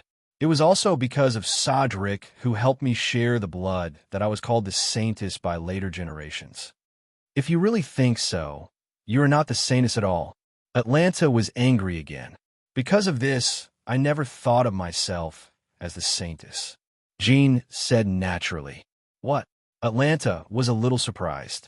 That's right, Atlanta. Who? Atlanta's arrow pointed to another place. Wu-ming slowly walked out of the dark street. It's you? Atlanta looked at Wu-ming nervously. After all, Wu-ming's combat power was not to be underestimated. The Red Side servants saw the starlight pillar in the sky garden of Semiramis that day. I'm not some general who saved the country. Those titles were just given to us by our descendants. Just like Vlad, he was slandered as a vampire, and now he really is a vampire. Just like Jack, he was turned into the Ripper. This is the tragedy of a heroic spirit, Wu-ming said to Jack. Jean just wanted to end the war, to end this evil. It was only because the Lord said that Jean couldn't stand it anymore that Jean joined the war. And Wu-ming also joined the army because he was worried about Jean. Jean was more and more like a saintess by the Lord's revelation, but Wu-ming was different. Except for saving the country, Wu-ming had been doing things his own way. Cedric had the adventurer skill, which showed how unstable Wu-ming was. Then Jean spoke again. This is the world of their memories, just a fantasy born of residual thoughts. Do you want those children to suffer in this ambiguous world forever? Archer? So, please get out of the way. Jean's eyes were full of light, and Atlanta flinched. She put down the bow in her hand. But Dash, I refuse. Atlanta said, as if she was holding back. If I refuse them, if I refuse these children, then who can love them again? Your God. Atlanta looked at Jean fiercely. I will never let you kill them, ruler. However, at that moment, one of Jack's avatars, the blonde girl that Wu-ming saw before, slowly walked toward Jean. Is there no other way? Do you really want to kill us? Jean lowered her head, and the bangs in front of her covered her eyes, making people unable to see Jean's eyes. But in Wu-ming's view, Jean must be very uncomfortable. Enough, Jean. Wu-ming walked behind Jean and said, You've done enough. Leave the rest to me. Jean looked at Wu-ming in confusion. It seems that Wu-ming doesn't mean to kill Jack for her. Then what is it? Does Wu-ming really have a way to save these children who have become Jack the Ripper? After that, Wu-ming walked in front of Jean and turned to the blonde girl looking at Wu-ming. You are the resentful spirits absorbed by the legend of Jack the Ripper. Strictly speaking, you are also Jack the Ripper. In other words, you have your own Valhalla. Then, Wu-ming stretched out one of his hands, which exuded a star-like light. The other children began to merge with the blonde girl. After the girl in front of him merged with other children, she changed back to Black Assassin, the white-haired Jack. Wu-ming touched Jack's hair with his hand, closed his eyes slightly, and smiled. I will let you get rid of the legend of Jack the Ripper. Please believe me. After Jack froze for a moment, he looked at the gentle big brother in front of him and nodded heavily. Okay.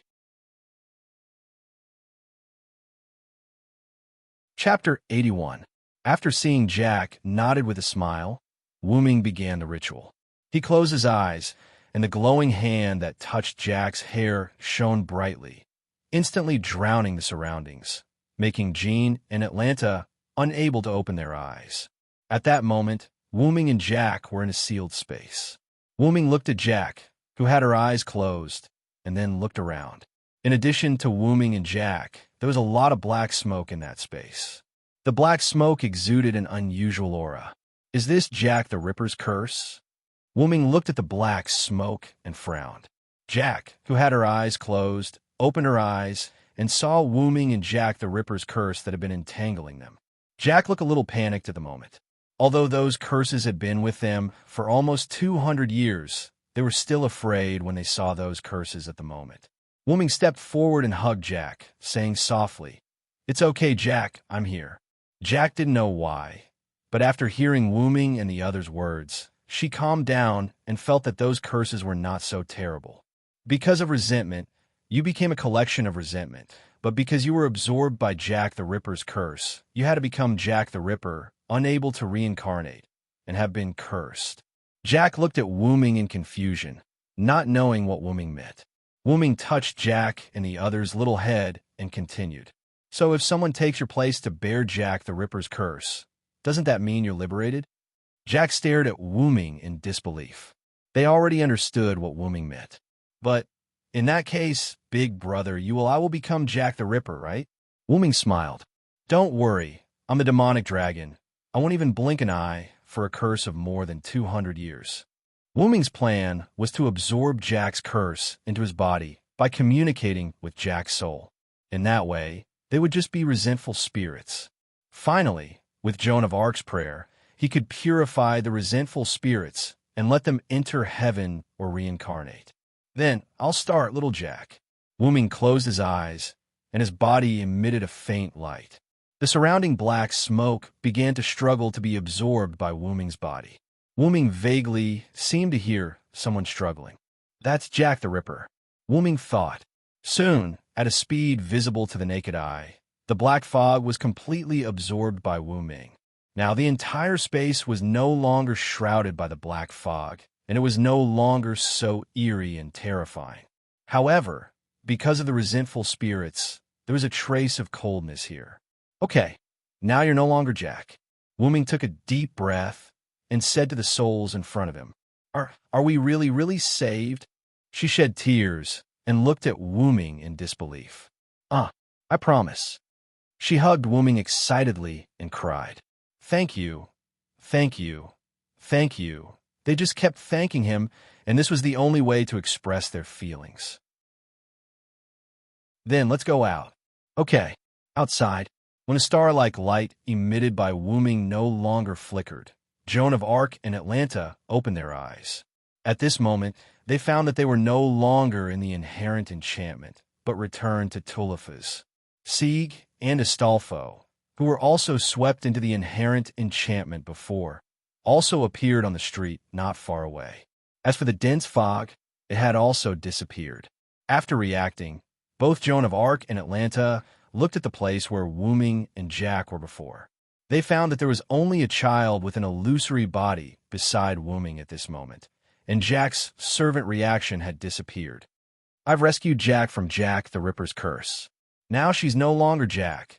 She's just a collection of vengeful spirits. Wu Ming explained to them. Then Wu Ming looked at Joan of Arc and said, Jean, pray for them. At this moment, Joan of Arc was also relieved. After all, if it was just a resentful spirit, as long as it was purified, it could be reincarnated like an ordinary soul. Wu Ming looked at Atlanta, who was at a loss, and then looked at the liberated Jack and said, What do you want to do? Jack, that's not Jack. Jack, who was no longer Jack, went directly to Atlanta. Hey, Sister Atlanta, thank you. Thank you for protecting us until the end. We are leaving now to start our new life. Goodbye. Atlanta looked at the child who said so and shed tears. The black fog on her right hand also disappeared at this moment. Atlanta wiped her tears and said to Jack with a smile, Go. I wish you happiness. Then, under Joan of Arc's prayer, Jack turned into a little starlight and disappeared. Before disappearing, Wu Ming vaguely heard, Thank you, big brother, goodbye, Jack. Then Wu Ming shook his head again. Obviously, Jack was no longer Jack, and he was Jack. Then, Wu Ming looked at Atlanta. So, do you have anything to say, Atlanta? Atlanta seemed to have turned back into the famous huntress because some of the curses around her body had disappeared. I have nothing to say. Thank you, Cedric. Atlanta looked at Wu Ming, her eyes full of gratitude. Atlanta looked at Joan of Arc again. I will beat you down and make you agree with my idea of all children can be saved, ruler. Atlanta was like a hero, challenging another hero. Joan of Arc smiled bitterly. With a roar, Frankenstein fell from the sky and hammered at Atlanta with a giant hammer. Atlanta dodged nimbly, then looked at Wu Ming again with gratitude, jumped on the roof, and left. Are you okay? I couldn't find you just now. After a while, the thick fog suddenly disappeared. Berserker, who was sent by His Highness Cals to look for you, saw the red archer and thought you were attacked, so he rushed up directly, Karen said through telepathy. It's okay. The black assassin has been dealt with. Let's talk about what happened later, Wu Ming replied. Then Wu Ming and Joan of Arc, as well as Astolfo, who was supporting Sieg, and Frankenstein, who came to support, returned to Malnia Citadel. Tulifas returned to its peaceful state. None of the residents here knew that the man-killer-fiend incident had been dealt with while they were asleep. Chapter 82. The next day, noon, Myrenia's Citadel, conference room. Because they dealt with Jack the Ripper at night, it was almost midnight by the time everything was settled. Therefore, they decided to schedule the meeting at noon. Fiore sat at the head of the table and looked at the people sitting on both sides. Wuming, Jean, Sieg, Astolfo, Collins, Sharon, Gold, Liongelli, and Mordred. Because they were going to discuss the final strategy for the Sky Garden, Liongelli and Mordred arrived very early. Because Frankenstein was still a berserker, he didn't participate in this meeting. Black Assassin, Jack the Ripper's matter is finally settled. I would like to thank Miss Jean and Mr. Sodlek. Because she couldn't move, Fiore only slightly lowered her head to express her gratitude. This is also my responsibility as the ruler. Jean shook her head and said, indicating that Fiore didn't need to thank her anymore. As the offender, I only listened to the words of the ruler. No need to thank me. Wuming smiled. Speaking of which, are you ready to attack the Sky Garden? Jean asked. Yes, we have prepared many planes. When the time comes, we can directly fly to the Sky Garden. Just then, Astolfo stood up and raised his hand. I said, I know how to fly a plane. Let me fly it. Seeing Astolfo's excited face, Wuming smiled helplessly. We need more than one plane. It is really inconvenient for you to fly it. The planes are all for magic puppets to fly, Collins interrupted. Astolfo sat down with a depressed face. Although we have prepared many planes, we still lack a trump card. After all, the Sky Garden has automatic magic cannons comparable to the EX level. Therefore, for the current situation, we are still at a disadvantage. Just then, Wuming raised his hand. I have a way to directly enter the Sky Garden, but I need to know what the inside of the Sky Garden looks like. Wuming's method was Portal Scroll. Currently, Wuming was a saber, so he couldn't use Portal Scroll. However, if it was a scroll, after knowing the location, he could open the portal in 3 or 4 days. Then, Wuming opened Dragonist and took out a golden scroll. Putting it in the center of the table, Wuming began to explain. This is a high-level magic scroll called Portal. It can connect any 2 known locations to teleport magic, provided that you have the images of the 2 locations in your mind.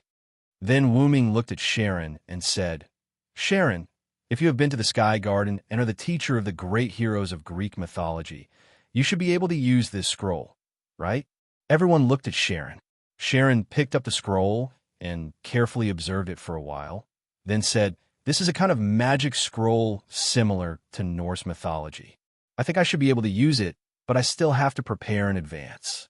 After all, this is a magic scroll comparable to magic. What? Everyone was shocked, especially Fiore, Cowles, and Golder, who were humans.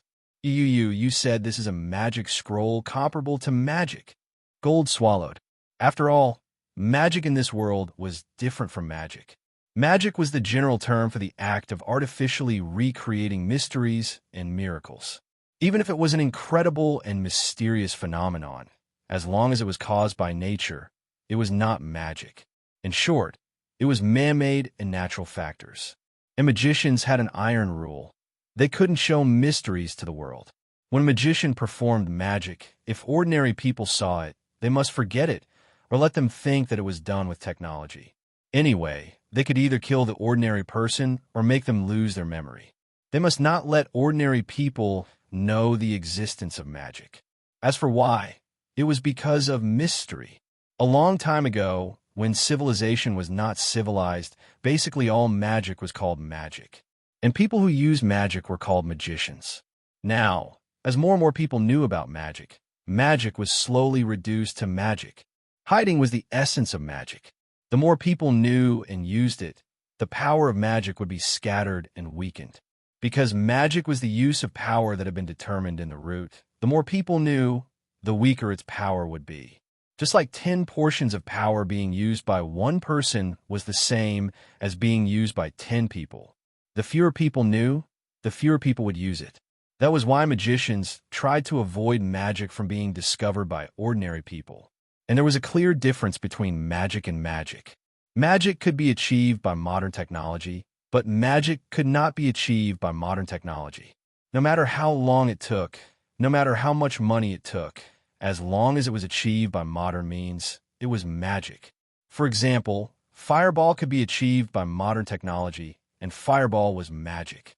For example, time travel could not be achieved by modern technology, and time travel was magic. Of course, the magic Silent learned in Azeric's underground tomb and the magic of the moon world were two different things. They were not the same thing. Yes, I got this scroll when I became a dragon and traveled to other worlds, so judging by the level, it's almost comparable to an A-level noble phantasm. Because of my current rank, I can't use it normally. After all, Teleportation Gate was already a very advanced teleportation skill in Yggdrasil. It ignored the distance. As long as the scene in a certain place, it could connect two teleportation gates. There was no limit to the number of teleportation gates, and there was no time limit to the activation of the teleportation gate. It could only be used after reaching a certain level. Then, that's all for the meeting. We just need to wait for Archer to prepare the activation scroll. Fiol said, and sighed with relief. That's it. Let's prepare for the battle in a few days. Wuming stood up and said. In the corridor, Wuming and Joan of Arc walked side by side. No one spoke. They all wanted to quietly enjoy this temporary encounter. After all, Wuming aside, Joan of Arc will return to her Hall of Valhalla after the Holy Grail War. Hey, Sodric. You must win the battle in a few days. Yeah, it was just a few short sentences, but the feelings contained within them were boundless. While the two were enjoying this brief moment, Mordred caught up from behind. Hey, Villa, let's go eat. Wuming made a strange sound. Why do you suddenly want to eat with me?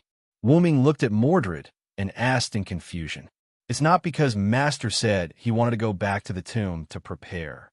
I don't want to go back, and I haven't had a big meal in this city yet. Let's go. After saying that, Mordred used her slender arms to wrap around Wuming's neck, wanting to take large strides forward. Wuming looked back at Joan of Arc helplessly and apologized with his eyes. Joan of Arc was taken aback, but after she reacted, she said softly, Sodric, enjoy your meal. Then, Joan of Arc turned around and left. Chapter 83. Mordred dragged Wuming to a restaurant that Mordred said was delicious. Then, under the usual gaze of the restaurant owner, he served Mordred a dozen dishes. Wuming, on the other hand, ordered a few dishes symbolically, and then looked at Mordred, who began to gorge herself, and could not help but mutter softly. Could it be that the Pendragon family are all big eaters? King Yusef is the same. He usually eats a lot, but Liat eats even more. Now Mordred is eating so much. I'm starting to wonder if the Pendragon family has two stomachs. Mordred, who was happily eating, glanced at Wuming, tilted her head, and said, Did you say anything? No, why would I? Hurry up and eat. It won't taste good when it's cold. With that, Wuming also picked up the cutlery and began a war of tongues. By the way, this tastes good. Wuming's mouth moved as he said, Right. The food in this restaurant is superb. With that, Mordred took another bite. Yes. Wuming looked at Mordred somewhat dotingly. Logically speaking, Mordred is also my daughter, because Morgan Le Fay wanted to create an invincible weapon to help her seize the throne of King Arthur. Morgan Le Fay also collected Wuming's bloodline and mixed her bloodline with Artoria's and Wuming's bloodline to finally create Mordred. Because Wuming's root dragon bloodline was too powerful, the Wuming bloodline in Mordred's body was very thin. Although the root dragon bloodline in Mordred's body was thin, she was still Wuming's daughter. As mentioned before, Mordred was not liked by the others in the Knights of the Round Table. Only Wuming approached Mordred with the intention of avoiding the tragedy of King Arthur's son destroying Arthur's dynasty. After all, Wuming knew the legend of King Arthur. But as the days passed, Wuming found that Mordred's personality was too simple, like a child who had just been born for a few years. Moreover, Mordred had a great admiration for King Arthur. In addition, Wooming's previous encounters with Skaha, Maeve, and Cuchulainn did not match the characters he knew. Wooming's understanding of Skaha was that he was a cold and indifferent god-slayer who could not abandon talented people. But Wooming's master was like a big sister next door. Of course, that was her state outside of training and battle. As for Maeve, legend had it that she was a wanton young woman, an arrogant and intelligent woman. But Wooming's Maeve was somewhat arrogant, but her character was not wanton. Then there was Cuchulainn. Legend had it that Cuchulainn was a warrior with a fiery temper and was extremely cruel. He often violated the agreement and killed several people in sneak attacks. Wooming's Cuchulainn was a pure warrior and was not cruel. As for violating the agreement and killing people by sneak attacks, Wooming felt that it was even more ridiculous. Wooming's Cuchulainn was not that kind of person. This led Wooming to seriously suspect that the legends of this world were seriously inconsistent with the legends he knew. So Wooming no longer used the characters he knew. Wooming began to treat them as unknown people. In the subsequent contact with Mordred, Mordred seemed to have discovered that she had a connection with them, so she often avoided Wooming. This led to the relationship between the two of them being good and bad. When they were bad, they would speak ill of each other and fight with each other. When they were good, they would play together and eat together. Although Mordred also wore a helmet when eating, which was worth complaining about. Wooming shook his head and looked back at Mordred, who was happily eating, and smiled. What's wrong? Why are you suddenly smiling? Mordred looked at Wooming, who was smiling. Wooming picked up a fork and took a bite of the beef. Enjoying the juicy beef, he replied absent-mindedly, "Nothing, I just thought of something happy." That's strange. Mordred did not look at Wooming and resumed her hunt for food.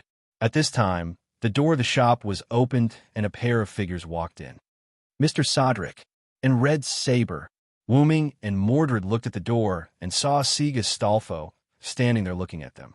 Mordred said unhappily, "What's the meaning of in Red Saber? I feel like I'm hooked up with him. Damn it." Despite Mordred's words, she did not get angry and continued eating. Sieg Astolfo, on the other hand, stood there and smiled awkwardly. Wooming immediately said, "Since you're here, let's have a meal together." After a while, the shop owner served the dishes that Sieg and Astolfo ordered. However, Sieg and Astolfo did not eat and seemed to have something to say. "What is it? Just say it." Sieg hesitated for a while and looked at Wooming. "Mr. Sodric, do you think there's a correct existence in human history?" Wooming put down his utensils and wiped his mouth with a napkin. "Is it about Jack the Ripper?" "Yes, although it's not all of human history, but..." Sieg seemed to recall the scenes that he saw in Jack the Ripper's relic, the Dark Mist City. He did not say anything else. "So, Mordred, what do you think about this?" Wooming did not answer Sieg directly. Instead, he asked Mordred, "Why are you asking me all of a sudden?" Mordred raised her eyebrows and looked at Wooming. Mordred said, as she chewed on the food in her mouth, "Humans are humans. They can be good or evil, depending on the situation. At the end of the day, they're just a group of slightly smarter beasts." Then, she picked up a piece of pastry with a fork and put it in her mouth. "They will only act under the influence of their own selfish desires. They will forget the kindness they received, but they will never forget their hatred. The value of protecting them is not even worth a copper coin." Mordred did not care about Sieg's eyes that were getting more and more confused. "That's not it. Humans are more interesting this way. That's why Astolfo refuted. However, Mordred did not care and interrupted him. "What about you? What do you think?" Sieg thought for a moment and said, I think I like humans, at least before I knew about Assassin. What about now? I don't know. I always thought that protecting was the right thing to do, but now, whether this choice is the right one, I don't know." Looking at Sieg, who lowered his head, Wooming smiled. "Then, I'll congratulate you first, Sieg." Sieg and Astolfo looked at Wooming in confusion. "Because you have the right idea, Sieg." Wooming looked at Mordred. His gaze made Mordred uncomfortable. Then he looked at Sieg. "Let's not talk about whether what you are protecting is the right thing to do. At least you have the right approach. Regardless of the outcome, at least your starting point is good. Wuming took a sip of water and continued. For an android like you who has just been born, this is already a very good thing. Then Wuming looked at Mordred, who had finished his meal, and signaled with his eyes. Mordred understood. He stood up and walked to the door. Wuming also stood up. They were about to leave. You still have a lot to learn, Sieg. At least I can tell you that there is nothing wrong with protecting humans. But you have to distinguish between those who are worth protecting and those who are not. Mordred walked out of the restaurant, and Wuming followed closely behind. Wuming also left a sentence for Sieg. Only by protecting what is worth protecting can you live up to that heart of yours. At this moment, Sieg seemed to understand something, but also seemed to not understand something. In short, he no longer felt as tired as before. Oh yeah, help me pay the bill. Wuming's voice came after he walked away. Then Sieg and Astolfo fell to the ground and could not get up again. Chapter 84.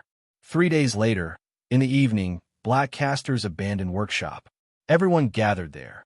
Sharon was one step away from successfully implementing the portal scroll. As long as he injected magical power into it, he could open the portal. Because the portal scroll could instantly open a portal somewhere, Semiramis, who controlled the Sky Garden, would not notice anything unusual in advance. In those 3 days, the androids' bodies were abnormal, and Golder took the initiative to treat the androids. Sieg solved the heart demon and helped to treat the androids with Astolfo. Fiore transferred the magic seal to her brother Collins, during which Sharon needed to perform the ritual. Wuming had to temporarily replace Karen's control of the portal scroll. After that, Wuming accompanied Jean on a date and enjoyed the last time. During that time, they met Collins, who had been chatting with Frankenstein in the flowers. In short, everyone was very busy these days. Now, everyone began to attack the Sky Garden. Let's start, Archer, Fiore said. Yes. After that, Sharon injected a trace of magical power into the scroll, and a black and red hole appeared. Let's go, everyone. We must stop Shiro Amakusa, Jean said, wearing a blue armor, holding the holy flag in her hand. Yes. Everyone responded in unison. Jean, Wuming, Sharon, Astolfo, Frankenstein, Sieg, and Collins walked into the portal, and then the portal was closed. That was to prevent the enemy from attacking Fiore through the portal. Because Fiore's legs were inconvenient, and she had removed the magic seal, she was weak, so she was not allowed to fight in the final battle. There was also Golder, because his servant, Siegfried, had disappeared, so even if he went, he would not be able to do anything, so he stayed. Fiore looked at the disappearing portal, clenched her fists, and prayed. The Sky Garden, a black and red, oval-shaped hole about the height of a person, suddenly appeared in the deepest part of the abyss where Sharon had once been. Semiramis, who was sitting high on the throne, instantly sensed that someone used space magic to invade the Sky Garden. The Master is still inside the Great Holy Grail, so let us, the servants, hold him back for a while. With that, a few figures appeared under Semiramis's throne. Red Lancer Carnared, Archer, Atlanta Red Rider, Achilles Red, Castor, Shakespeare, including the Red Assassin Semiramis, who was sitting on the throne. All of the Red Team's servants were present. Of course, there was also the traitorous Red Saber Mordred and another Red Saber, Sodlek. Although Red Berserker Spartacus is dead, and Red Saber Mordred has betrayed us, and we are short of 2 servants, the enemy is in a worse state than us. I hope you won't disappoint me, heroes, Semiramis whispered in a strange tone. No, I won't go to the battlefield. Empress of Assyria, Red Castor Shakespeare said exaggeratedly. TSK. Then go and protect the Great Holy Grail, Castor. Semiramis seemed to have no way to deal with Castor, who was like a psychopath, and directly ordered him to defend the rear. So, let's begin the final battle of the Holy Grail War. On the other side, after Wuming and others came out of the portal, they immediately closed the portal. After that, except for Joan of Arc, everyone else was teleported away by the space magic of the Sky Garden. Joan of Arc looked around vigilantly. and then she had no choice but to move on. After all, time waits for no one, and she didn't have to worry about the comfort of others. They were all heroes. Somewhere in the sky garden, Achilles, who had green hair and a crossbow, was waiting quietly with his eyes closed. Suddenly, a brown-haired young man with a ponytail appeared. Sharon looked at Achilles, then looked around and said, "So, it's space magic." "Yes, and it's the best place for you and me to fight." Achilles opened his eyes and said. The relatively empty space was suitable for Sharon, who was the archer, and Achilles, who was the rider, to fight. On the other side of the sky garden, Collins, Frankenstein, Sieg, and Astolfo looked at the strange ancient Babylonian street in confusion. All of a sudden, an arrow flew towards them. Boom! Frankenstein knocked away the arrow with his hammer and roared. "Red Archer!" Collins panicked. "Rider!" Sieg shouted. "Roger!" Hippogriff, the illusory horse of the world. Astolfo summoned the eagle and flew with Sieg and Cowls. Berserker is responsible for the main attack. Red Archer. Rider is responsible for the feint attack. Is that okay? Collins, Sieg, and Astolfo discussed. Well, no problem. Atlanta, who was in a hidden house, looked at Astolfo, who was in the air, and Frankenstein, who was rushing toward them, and she couldn't help but frown. Really, they said one-on-one, need to contain the opponent's trump card, and each of them has to deal with one servant, but they actually want me to deal with 2 servants. Atlanta drew her bow again, but this time it was 2 arrows. "Then, I will let you fall here. I present you with this calamity. Phoebos Cachi, petition of the arrow." Between the thrones of Semiramis, Mordred looked at the door and couldn't help but laugh. "It seems that we have drawn the trump card, master."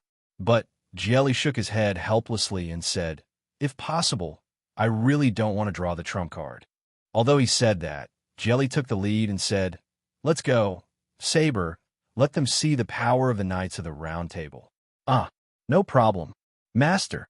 In a virtual space, Wuming appeared here. Looking at the dim space around him, Wuming frowned. "It seems that the opponent has a powerful, noble phantasm. Otherwise, I won't be transferred here." Following a series of footsteps, a fair-skinned man wearing golden armor and golden earrings walked over. He was holding a divine spear that was as bright as the sun. "So, my opponent is you," Karna said. "No wonder there is this space. If it is in the sky garden, it is afraid that you will break it," Karna, Wuming said. "Although I've appeared in this world as Sodric, I've basically inherited all of Vero's treasures. For the time being, I should be able to put up a fight." Wu Ming condensed his armor and took out his meteor silver. Then, Wu Ming looked at Karna. "So, let's begin, hero of charity." And Joan of Arc, under the guidance of the revelation, came to the great Holy Grail. Oh, welcome, Joan of Arc." Joan of Arc looked at Castor in front of her, frowned, and said, "Please get out of the way. Castor Shakespeare, you can't beat me." "Oh, do you think so?" Shakespeare showed a mysterious smile. "Although I can't beat you, but let's begin. First folio. The time for the show to begin is here. There should be thunderous cheers." Chapter 85. Achilles and Sharon stood facing each other. Achilles explained to Achilles the reason why he had helped Shiro Amakusa Shurjin. The third magic heavens feel. So that's how it is. With the power of the great Holy Grail, it is indeed possible to materialize the soul and save the human race. Sharon was not pretentious and evaluated the idea from a third person's point of view. "That's right. As a warrior, don't you think this is a dream worth gambling on, Sharon?" "Sharon," Achilles asked, "Why? Why did you choose such a superficial path, Achilles?" Sharon frowned and looked at Achilles in confusion. Charon was right. This was indeed a very superficial path. The history of the human race is the history of war. I have lost too many friends, too many people I loved deeply. If I can free people from their fate, this is what a hero should do. Achilles looked straight into Charon's eyes, his expression extremely serious. "No, that's just arrogance. You don't want to fight against fate, you want to control it. Sharon retorted. In response, Achilles was somewhat disdainful. Although that's the case, aren't you still obsessed with your lost immortal body? That's right. Even if I become a legend, as a star shining in the sky, it is still the same. Sharon looked thoughtfully at the Sagittarius constellation in the sky. And even though Charon's parents never loved him from the beginning, and his mother even voluntarily became a linden after giving birth to him, he still wanted to take back the proof of his blood relationship with his parents. Is that so? Even if you become a star, you can't get rid of your fate? This is what a hero is. After saying that, Achilles raised his gun and aimed at Sharon. Come on, Black Archer. Red Rider. Arrows flew, and the tip of the gun surged. The two kept jumping. Sometimes Achilles fought Sharon in close range. Sometimes Sharon opened up a distance and shot at Achilles from afar. But overall, Achilles was at a disadvantage. What's wrong, Achilles? Is this all you can do? As your master, I am very disappointed. Damn it. Achilles dodged an arrow and said angrily. It was normal. After all, Achilles' moves were taught by Sharon. Basically, Sharon could almost predict what Achilles wanted to do as soon as he moved. Moreover, Sharon also had B+ clairvoyance and a mind's eye true. Clairvoyance B+, good vision, capture of distant targets, dynamic vision increased. At the same time, mind's eye true can also achieve limited vision. Mind's eye true insight cultivated through cultivation and forging. It was a battle theory that allowed one to calmly grasp one's own situation and the enemy's abilities while at a disadvantage and find a way out. With clairvoyance, Achilles' heel. Although it was only for a short moment, it was a blink of an eye could decide the outcome of the battle. As Charon's disciple, Achilles naturally knew of his master's abilities. So, Diatricon Aster-Lonk, star of the soaring sky. Achilles instantly threw the spear to Sharon and activated his noble phantasm. The surrounding space froze. Sharon looked at the changes around him and said faintly, "So that's your noble phantasm." Yes, this is a one-on-one duel. Unless one side wins, it can't be unlocked. Whether it's time, space, or luck, everything is ineffective here, including immortality and noble phantasm. Only your own power can work here. And if one side loses, the failure will also be transmitted to the other side. Although it's ineffective if the other side doesn't want to fight one-on-one, we are indeed in a one-on-one duel right now, and I believe you won't choose to run away. Sharon replied, "So that's how it is. As long as I don't want to run away, this place won't disappear. And if I stay here, my future vision won't work." Then Achilles made a pancreasin pose. Although I didn't want to fight you one-on-one before, it's different now. We have a trump card. Sharon then abandoned the bow in his hand. Since the noble phantasm won't work, I'll use pancreasin too. Sharon and Achilles bumped their fists. I'm Achilles, the son of the hero Peleus. I'm Sharon, the son of the great god Kronos. Then both of them said at the same time, "Let's fight. Let's fight." The two of them were on the verge of fighting. On the other side, there were colorful ripples in the sky, and arrows rained down from the sky. The places where the arrows hit were as if there was an explosion, and they kept exploding. Sieg, Astolfo, Frankenstein, and Cowles, who were in the arrow formation, could no longer be seen. However, Atlanta, who had released her noble phantasm, did not relax. In her senses, although the opponent's aura had weakened, it did not disappear. Then streaks of green lightning shot out, destroying the countless arrows that were shot down. Astolfo rode on the eagle and carried Sieg. There were no traces of arrows on their bodies, and even their clothes were not wrinkled at all. Frankenstein, who had rushed forward, appeared next to Cowles. "Command incantation?" Atlanta said thoughtfully as she looked at Frankenstein, who had disappeared. Frankenstein's body was full of arrows, and his body was broken. Cowles, who was under his protection, was not hurt at all. Berserker, Cowles looked at Frankenstein, who was full of arrows, with an indescribable tone. After seeing the arrows, Cowles immediately used the command incantation to call back Frankenstein, who had rushed over. The Red Archer did not care about Berserker and deliberately set the range of his noble phantasm to his side. He was indeed a hero who left his name in history. Ugh, hi!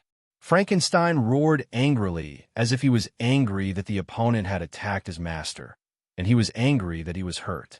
Wait a minute, Berserker, let me treat your wound first, Cowl said to Frankenstein. At the same time, Cowl said to Astolfo and Sieg, who were flying in the air through spiritual communication, please ask Ryder to restrain Archer, or else we won't be able to rush over. Understood. Astolfo roared and rushed up with Sieg. Atlanta, who was hiding in the shadows, looked at the eagle rushing over from the sky and immediately drew her bow. After drawing the heavenly bow to its fullest, the rank a powerful arrow was shot out. Atlanta's noble phantasm, heavenly bow, could be strengthened to a level after fully drawing the bow. Astolfo knew the power of that arrow, so he did not choose to take it head-on, but chose to dodge. However, when Astolfo dodged, several more arrows were shot at him. While moving, the eagle frantically dodged the arrows. However, there was an arrow hidden behind another arrow. The arrow behind caught up with the arrow in front of it, causing the two arrows to deviate at the same time and shoot towards the eagle that had just dodged. That showed how amazing the archer's archery was. Astolfo knew that he could not avoid the arrow, but he did not panic. When the arrow hit the eagle, along with Astolfo and Sieg on its back, disappeared like a phantom. They reappeared somewhere in front of him. What? Is this dimensional jump? At that moment, the eagle had almost rushed to Atlanta, and Astolfo was also happy. That's right, this is Hippogriff's special ability, dimensional jump. Although it's only for a short time, tonight is indeed a moonless night. Don't underestimate me as one of Charlemagne's 12 warriors. Astolfo had a legend that the moon took away his rationality, so it was not surprising that Astolfo regained his rationality on a moonless night. Astolfo instantly poured his magical power into the eagle's body and activated the eagle's B-level noble phantasm. Although the eagle's level was inferior to the griffin, which was a divine beast, the crushing damage caused by its dash was comparable to a grade of physical attack. Go, Hippogriff!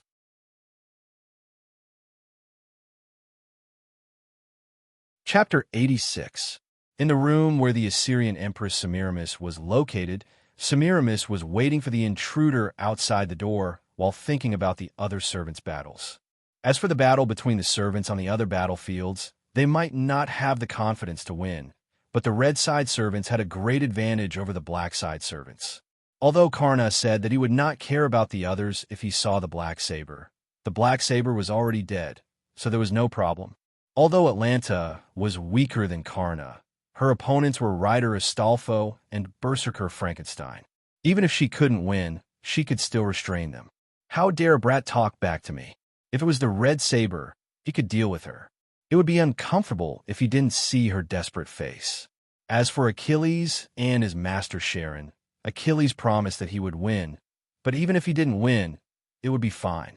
After all, there was still Karna, and the master's word were about to come out. And Shakespeare's noble phantasm was restrained by Joan of Arc, so there was no need to worry at all. So it was about time. Semiramis finished thinking and looked at the door in front of her that opened automatically. A ferocious uncle with sunglasses and a non-mainstream girl walked in. She smiled. Oh, there's actually someone guarding the house. You're really obedient, assassin. Mordred directly mocked her. Semiramis instantly changed from smiling to gnashing her teeth, but on the surface, she was still polite. You're a bit arrogant for someone who has never sat on the throne before. What are you talking about? I'll just kick you down. Hearing Mordred's words, Semiramis couldn't help but smile. Then she smiled and said, the reason why I use space teleportation to lead you here is that I want to personally teach you how to talk. Semiramis waved her hand, and several pipes stretched out from the surrounding walls, spraying a kind of lavender mist. At this moment, Mordred also noticed that the door was beginning to close. It's a trap. Master! In an instant, Mordred roared and kicked the lion out of the door that was about to close. And because Mordred didn't use much strength, the lion quickly landed, and then quickly threw a crystal to Mordred, who was still in the room. The door closed. Damn it. Saber, come to my side. One of the 4 command seals in Lion Jie Li's hand disappeared, but the command seal's effect didn't happen. What? The command incantation won't work anymore. I have some understanding of command incantations. Semiramis' voice suddenly sounded. She continued, although the time is short, I can also interfere with the master's contract with the servant, including command incantations. Damn it. Jelly the lion could only wait anxiously outside the door. Let's hope that Sodric's item is effective. Inside the door, the space was filled with a faint poisonous fog. Mordred put on his armor, and at the same time, he immediately poured a trace of magic power into the crystal that Lion Jie Li threw in. In an instant, the power of the crystal enveloped Mordred, making the poisonous fog around Mordred unable to invade. What? This time, it was Semiramis who was shocked. What kind of item is that? It can actually block my poison. Mordred held the crystal that was emitting a faint light and said softly, You've helped a lot, Villo. I'll treat you to a drink. This item was the one that Wu Ming gave every participant when he knew Semiramis' real name. At that time, Wu Ming said, Semiramis is the most ancient poison killer. We're going to enter the poison killer's noble phantasm, so we have to be careful. Especially Sharon. If he falls into her trap, he'll be finished. But the rest of you, don't be careless. This crystal is an item that is used to resist poison. Just pour a trace of magic into it, and it can be activated. Carry it with you, just in case. Mordred gave the crystal to Jelly. Mordred said that it was too much of a hindrance to carry it, and that it would be used when the time came. Jelly the lion threw the anti-poison crystal into the door before it closed. Wu Ming also judged the level of the Yggdrasil World Tree item in the moon-shaped world. World-level items were classified as EX. God-level items were classified as A. Legendary-level items were classified as B. Holy relic items were classified as C. Heritage-level items were classified as D. And the highest-level items were classified as E. What do you think? Vicious woman, what other tricks do you have? Use them all. Mordred opened her helmet and put the crystal into her mouth. The crystal was not very big, and it just happened to fill her mouth. Then, Mordred closed her helmet and rushed toward Semiramis. Tisk! Semiramis spat in displeasure. She then activated a magic array around herself. The magic circle shot out countless magic bullets and magic lasers. Mordred dodged the magic lasers and used her sword to disperse the magic bullets. Then, she ran toward Semiramis. Following an even bigger magic circle, a huge beam of light swept towards Mordred, producing a large amount of flames. Mordred rushed out of the flames and shouted, Is this all you've got? Semiramis smiled. Then, several magic circles appeared, and several chains made of poisonous fog shot towards Mordred. Because she was in the air, Mordred could not dodge and was instantly entangled by the chains. Semiramis controlled the chains to swing Mordred around wantonly. Then, she smiled and said, How does it feel to be a little bug? Mordred cut off the chains and jumped to the ground. She instantly released her magic and rushed towards Semiramis, who was sitting on the throne like a red lightning bolt. After dodging all the entangling chains, Mordred soared into the sky and shot towards Semiramis. Got it! Mordred shouted. Crash! Accompanied by the sound of rattling chains, Mordred was firmly entangled by several chains. The tip of her sword was still a few centimeters away from Semiramis, but these few centimeters were like a natural moat that couldn't be crossed. You'd better return to the audience. Semiramis chuckled. A large amount of water burst out from her side and washed Mordred to the ground. A huge green fish that looked like a loach appeared from the water and rushed towards Mordred. As the daughter of the fish god, Semiramis had the ability to summon the divine fish of the gods. It opened its mouth, which was as tall as 2 people, and bit down viciously at Mordred. Mordred blocked its mouth with her sword and gathered red lightning in her other hand. She then shot out and killed the divine fish. A large number of divine fish appeared from the water and tried to bite Mordred. Mordred held her sword with both hands and gathered her magic on the sword, causing it to emit red lightning. Finally, she released the lightning and killed the divine fish. Mordred had learned her lesson this time. She did not get close to the divine fish and activated her relic. Clarent, blood, Arthur. Suddenly, the hall was covered by red lightning. On the other hand, in the battle space that was specially designed for fighting, a flame and a meteor kept colliding in the air. Karna and Wuming were fighting fiercely. The entire space was almost destroyed. There was not a single piece of undamaged ground. Karna sometimes fought Wuming in close combat with his superb martial arts skills. Sometimes, he would use his relic to attack Wuming. Brahmastra, Brahma, cover the earth. On the other hand, Wuming was constantly fighting against Karna, constantly activating his noble artifacts to fight back. Silver, the hot spear tip and the surging sword tip were fighting each other. They were evenly matched. No wonder you're a Villo of the Knights of the Round Table, the strongest knight, Karna said. You flatter me, Karna. But I'm Sodric now, so don't be mistaken. Wuming stood not far from Karna and said, You can't use all your abilities as a Villo now, right?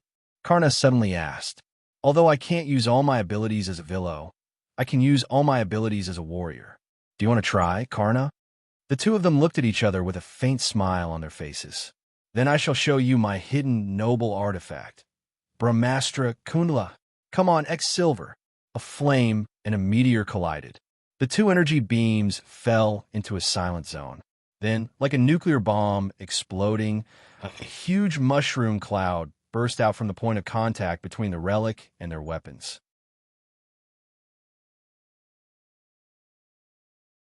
Chapter 87. Wu Ming and Karna stood in the middle of the battlefield, where the ground could no longer be seen. The two looked at each other. Even Brahmastra Kundala couldn't take you down, Karna said calmly. I didn't hear the surprise in that sentence, Wu Ming said with a smile. Karna just shook his head and said, You can block my Brahmastra Kundala, which means you are indeed the legendary British Silver Dragon Villo. Then he said, It seems that Sodric, the General of Salvation of France, is not you. No, it's your other identity, Villo. Wu Ming obviously noticed that Karna had a special skill, and he already knew that he was both Sodric and a Villo. Poor man's insight, the ability to see through the other party's character and attribute, and not be deceived by verbal excuses and deceit. I once had the honor to ask the weak about their life and value. So, I have the ability to see through the other party's character and attribute, Karna explained. You are not an evil person. In that case, the rumor that the Villo who transformed into the demonic dragon possessed Sodric is a rumor. No, it should be said that the Villo and Sodric are the same person, so the rumor is also correct. Wu Ming couldn't help but praise, as expected of Karna, the hero of charity. Yes, I am both Sodric and a Villo, but I am now summoned as Sodric, so I only have Sodric skills and noble phantoms. Karna said, Then, in order to show my respect, I will give you my strongest attack. After that, Karna's body began to ignite in flames. Upon closer inspection, the thin and sturdy golden armor on his body began to turn into flames. The flames gathered at the tip of the divine spear, transformed from the Brahmastra. Is that so? Then I can't hide it anymore. As he spoke, Wu Ming also raised his silver knight sword. Comprehend the mercy of the King of Gods. Karna raised his spear, and the air around him began to heat up. Indra watched carefully. The armor completely peeled off his body and turned into flames. The damaged ground around him began to melt. Extermination, this stab. The flames wrapped around the tip of the spear, forming a huge lightning spear. At this point, this place was already a sea of flames. Burn completely. A huge sun will shone behind him. Vasvi Shakti, O sun, submit to death. The stars hidden in the world. Meteor Silver's blade began to emit a white light, illuminating everything around it. A sacred sword that can wipe out all evil. Cracks appeared on the body of the sword, and an even more dazzling golden light burst forth from within. There's no need to cover your light anymore. The body of the sword was completely shattered, and a dazzling golden sword of light appeared. It was constantly floating, and the silver sword fragments were attached to the golden sword of light. Shine! The sword of light soared into the sky. Silver meteor! The unparalleled lightning collided with the dazzling starlight. The space somewhere in the sky garden gradually cracked. Sharon and Achilles were in an independent small world. Atlanta and Astolfo, Sieg, Frankenstein, and Cowles were in the residential area of the Sky Garden. Semiramis and Mordred between the thrones, and Gielli, the lion outside the door. Joan of Arc in the environment, and Shakespeare, who was playing the role of evil. Shiro Amakusa, who was about to walk out of the Great Holy Grail. These people all saw the scene and heard the sound of the world's destruction. Boom, boom, boom, boom, boom. The cracked space directly exploded, and a huge amount of energy violently poured onto the Sky Garden. A large amount of light seemed to have turned into a substance, raging and destroying everything in the Sky Garden. Whether it was Achilles and Sharon who came out of the one-on-one space after removing the star of soaring skies Diatrico, Astrologue.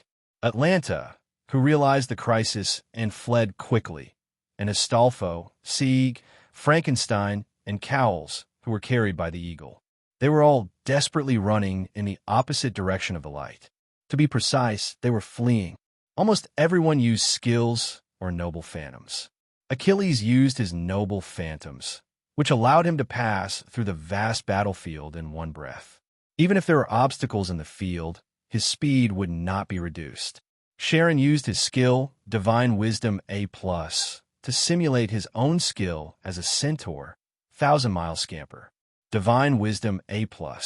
Except for the hero's unique skills, almost all skills, limited to ancient Greece, can be played with BA-level proficiency. 1,000-mile scamper A has endless stamina for long-distance movement, and the agility parameter temporarily increases rapidly.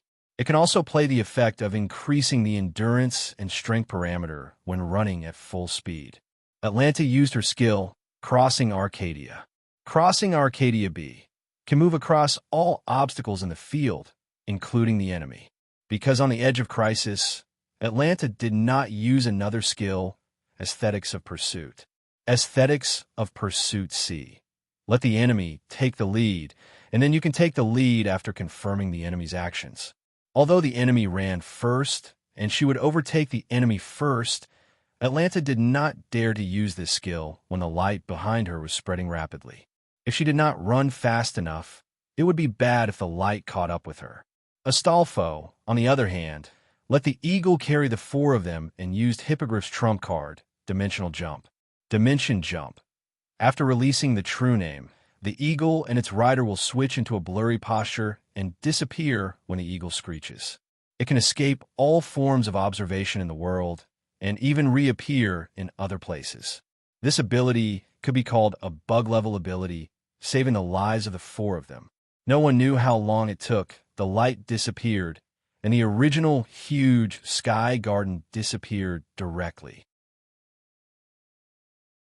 The Great Holy Grail, which was originally in the center of the Sky Garden, was also exposed.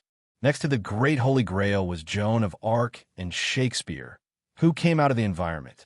The hall in the center of the throne was also exposed, revealing Semiramis, Mordred, who was covered in blood, and Gielli, whose body was pierced in many places. Everyone, whether they were servants or masters, looked at the huge sky fortress that was missing half with a trembling mind. Even Fiori and Gold in the distant Malnia fortress noticed the magical anomaly of the Sky Garden. Semiramis had a special skill of double summoning, and she also had a caster class. As the noble phantoms of Semiramis' magic workshop, Hanging Garden of Babylon, evolved from the beliefs of many mistaken believers, so it was named Vanity. Because of that, the conditions to activate this noble phantoms were quite harsh. Not only did it require the wood, stone, minerals, plants, water, and other materials from the ruins near Iraq's capital, Baghra, where Semiramis lived, but also required 3 days and 3 nights of nonstop chanting to complete it. It was really 3 days and 3 nights, that is 72 hours. And now, This magnificent building was about to disappear once again.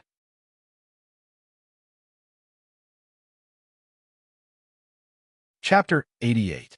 Before that, Joan of Arc, who arrived at the Great Holy Grail earlier than anyone else, encountered the biggest irony in history. "Oh, Joan of Arc, welcome to my stage," exclaimed Shakespeare in a strange whisper from Joan of Arc's environment. Joan of Arc looked at the changing scene around her and frowned. "This is my hometown, Domremy."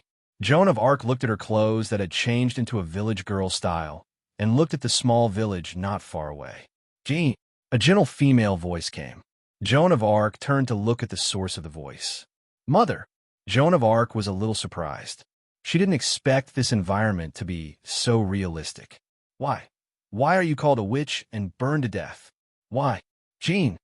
Joan of Arc's mother cried and crawled on the ground, her hands holding Joan of Arc tightly. "Come back to the village with me, Jean. Don't worry about other people anymore," Joan of Arc's mother pleaded.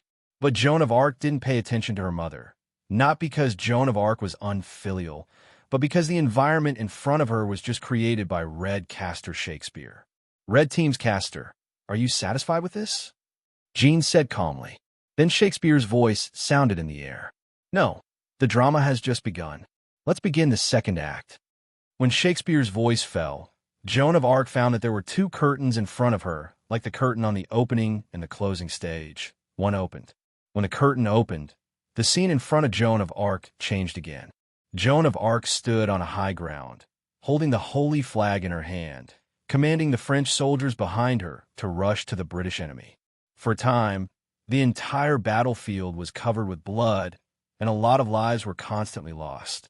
Some people begged for mercy, but they were still killed. In an instant, Joan of Arc was full of dead bodies. "It's covered with blood, Your Highness Saintess."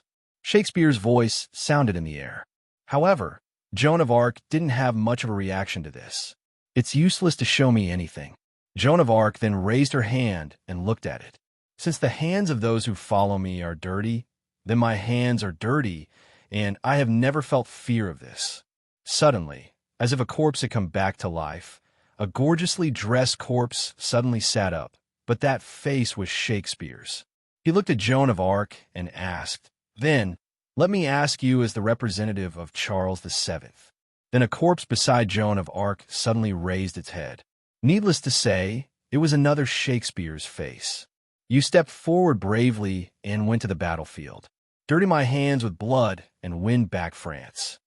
Then the corpses around her raised their heads and asked Joan of Arc, "However, you were burned at the stake in the end. How sad is this? In my opinion, this is betrayal, tragedy, despair. Even so, do you still believe in the Lord? Do you still think that fighting is meaningful?" However, Jean still turned a blind eye to these and replied calmly, "Of course, my death is a fate that I have never escaped." Then Joan of Arc raised the holy flag in her hand and said, "Since I raised this flag, I have lost the right to die peacefully in my hometown." For Joan of Arc, who was not affected in the slightest, Shakespeare was not disappointed. One of the corpses snapped his fingers and the scene changed. Joan of Arc looked at herself in a prisoner's uniform. Her hands were handcuffed, and the handcuffs were connected to this rope. She was led forward by a knight riding a horse in front of her. In this way, how could Joan of Arc not know where she was now? What a bad taste, Castor. Joan of Arc said sarcastically to Shakespeare. No, no, no, this time it's not you, lady saint." The knight riding the horse in front turned back and looked at Joan of Arc. Sure enough, it was another Shakespeare's face. Shakespeare pointed to the front, and Joan of Arc looked in the direction he pointed. Joan of Arc's pupils shrank slightly. Sauterlec. Yes, it was Joan of Arc's childhood friend, General Sauterlec, or Wu Ming, who was burned at the stake in this illusion. Wu Ming's eyes were lifeless as he was tied to a pillar by iron chains. The flames around his body were burning fiercely. Joan of Arc hurriedly ran over, but when she was still a certain distance away from Wu Ming, she was pulled by the rope in her hand. "Why? Why didn't you burn me?" Joan of Arc hurriedly asked a priest standing under the execution platform. The priest looked back at Joan of Arc with Shakespeare's face, took out his noble phantasm and replied to Joan of Arc, "The fantasy constructed by my noble phantasm is your memory. That is to say, the death of General Soderleck is your idea. Saint Joan of Arc." Shakespeare's last words hit Joan of Arc's heart, and she began to panic. No, how could it be? Joan of Arc couldn't help but think of the scene where Soderleck rushed to her with wounds all over his body and was burned to death with her. Is it really me? And Shakespeare said like a kidnapper, yes, it's all your fault. At this moment, an incomparably terrifying magical power came this way in Shakespeare's perception, because this magical power was so terrifying that even Joan of Arc, who was in the illusion, noticed it. The illusion where Joan of Arc was shattered like a mirror, and it instantly shattered. What? My noble phantasm is actually outside. Shakespeare and Joan of Arc still stood in place. However, on the other side of the hall, the originally gorgeous hall suddenly lost a piece, revealing a vast sky. This magical power is Soderleck, Joan of Arc said. At this moment, Joan of Arc, who had escaped from the illusion created by Shakespeare's noble phantasm. The hour of the play has arrived, and here shall be thunderous applause, would no longer be deceived by Shakespeare's rhetoric. In comparison, at this moment, Shakespeare had lost his noble phantasm. Subsequently, the floating fortress, hanging Garden of Babylon, which had lost half of its power, had completely lost its ability to float.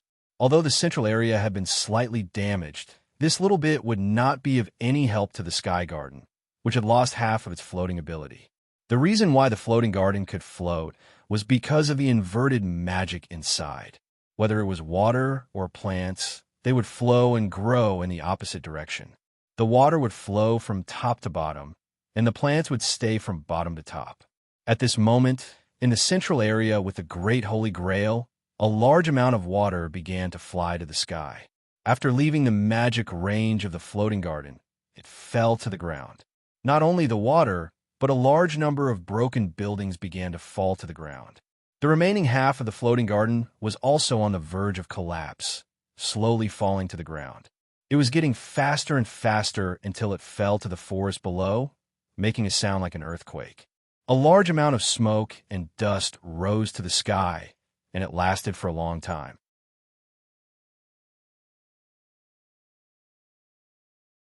Chapter 89. Amidst the ruins of a large number of buildings, a hand suddenly reached out from one of the taller ruins. Accompanied by a burst of debris and dirt, Wuming struggled to crawl out. Wuming was covered in wounds, and his broken armor was almost completely gone. Wuming panted heavily and looked ahead tiredly. He saw another hand reaching out from the taller ruins.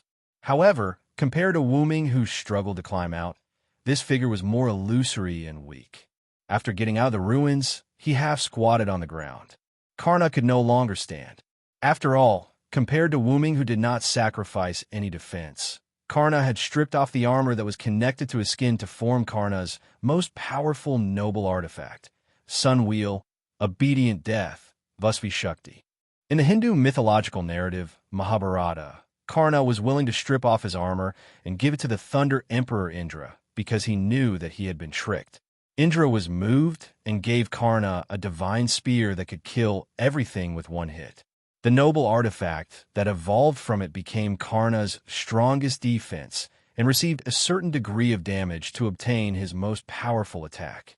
However, because his body was already damaged and had no defense, under the aftermath of the collision between Sun Wheel, Obedient Death, Vasvi Shakti, and Meteor Silver Meteor, Karna's injuries were more serious than Wuming's. Even his spirit core was slightly cracked. Cough. As expected of the legendary knight Vilo, Serene. What a beautiful attack. Cough, cough, cough. Karna said to Wuming with a weak smile. It was obvious that Karna was having a good time, even though he was in a terrible state. Wuming also smiled happily and said, "You don't have to flatter me, Karna. If it weren't for the fact that the virtual space we were in prevented the explosion from spreading, you wouldn't have been so badly injured." Wuming was right. Because the virtual space was comparable to an inherent barrier, The aftermath of Wuming and Karna's noble artifacts did not cause it to explode. As a result, the aftermath of the explosion caused secondary damage to Wuming and Karna, which was why they were in such a sorry state. It was like comparing the damage caused by a bomb exploding in a narrow room with the damage caused by an explosion in an open space. Wuming was not so bad. Although he was not in his true form, he still had the protection of his incomplete dragon scales, so his spirit core was not damaged. However, he was still injured. Cough, cough. I've heard of the star Holy Sword X Silver. Now that I've seen it, its power is indeed extraordinary. In the face of Karna's praise, Wu Ming felt a little helpless and blushed inwardly. After all, Wu Ming did not have this noble artifact in the first place. Wu Ming, who was in the real world of Wuming, did not have this noble artifact. Even Wu Ming, who was in the real world of Villo, did not have this noble artifact. This noble artifact evolved from one of Wuming's skills with the help of suppression. Miracle, legendary. Dragon, legendary. Miracle, legendary. Before Wuming faced Karna's strongest attack, he had the belief that he had to win, which led to the activation of this skill. In addition, the suppression of the world where Wuming was in had a special relationship with Wuming. So to a certain extent, it supported Wuming, allowing him to obtain an evolved noble artifact. Silver Meteor, X Silver Meteor, level, EX type, evil noble artifact distance. Maximum catch. This was a treasure created by the suppression of the planet. The Sacred Star Sword, which had been released from its suppression, had the effect of judging the enemy as evil. As long as the enemy was the owner's enemy or someone who had to be defeated, the Sacred Star Sword would give the enemy the attribute of evil. The target of the judgment was both a person and an object. Even concepts such as space and time could be included in the judgment. Because the noble artifact was a part of himself, Wuming immediately used it after obtaining it. He was not unfamiliar with it at all. The suppression knew that Wuming, who was in the real world of Wuming, would not be able to defeat Karna, so it forcibly added a noble artifact to Wuming by relying on Wuming's weight from me skill. Miracle. After all, the character of Sodlek was created by the suppression of history. Adding a noble artifact at the last minute was not a big deal to the suppression. If Wuming, who was in the real world of Villo, had been able to tie with Karna, he would have had a mysterious buff. However, as a Sodlek, Wuming did not have many mysteries, so he really could not fight against the powerful and mysterious Karna. As the Origin Dragon, Soren was someone whom the two suppression forces had to curry favor with, so he had to be a good host in his own world. It was precisely because of this that Wuming could be considered to have defeated Karna. It was also because of this that Wuming blushed. Although the suppression had good intentions, Wuming was not someone who could not accept defeat. Wuming was not that thick-skinned to be praised by the enemy for defeating him with a power that did not belong to him. However, he could not say that. After all, X Silver was Wuming's noble artifact, and X Silver Meteor was an evolved noble artifact that was forcibly catalyzed by the planet suppression force and the human suppression force. Even without the suppression force's interference, Wuming's X Silver could still evolve into X Silver Meteor or an evolved noble artifact that was as powerful as X Silver Meteor. This was also the reason why Wuming did not hesitate to use X Silver Meteor. It would be sooner or later, so it did not matter if it was earlier or later. After all, Wuming was not a heroic spirit that could not grow. Wuming himself could grow, including a part of his noble artifact. Karna could also see that Wuming was a little embarrassed. Although he did not know why, he immediately changed the topic. "Can you grant me a request?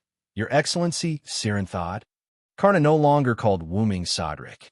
After all, the power that defeated him was from the Villo. "Please speak." Wuming looked at Karna, who was about to disappear, and nodded. Even if Karna asked, Wuming would find a way to help Karna. After all, this was not a glorious victory. The original master of the Red Team was caught by assassin with poison. Although the Sky Garden was destroyed and fell, the room where my original master and the others were in was on the other side of the undestroyed Sky Garden. Even if the Sky Garden fell, I don't know if they are okay. Please go there and help me check the situation. If possible, please save them. Wu-ming was stunned, but he immediately reacted. Then, Wu-ming smiled. As expected of Karna, the hero of charity. I'll go now. Wu-ming dragged his broken body to the direction Karna pointed out. Karna, who stayed in place, turned into light and disappeared after his spirit core was completely shattered.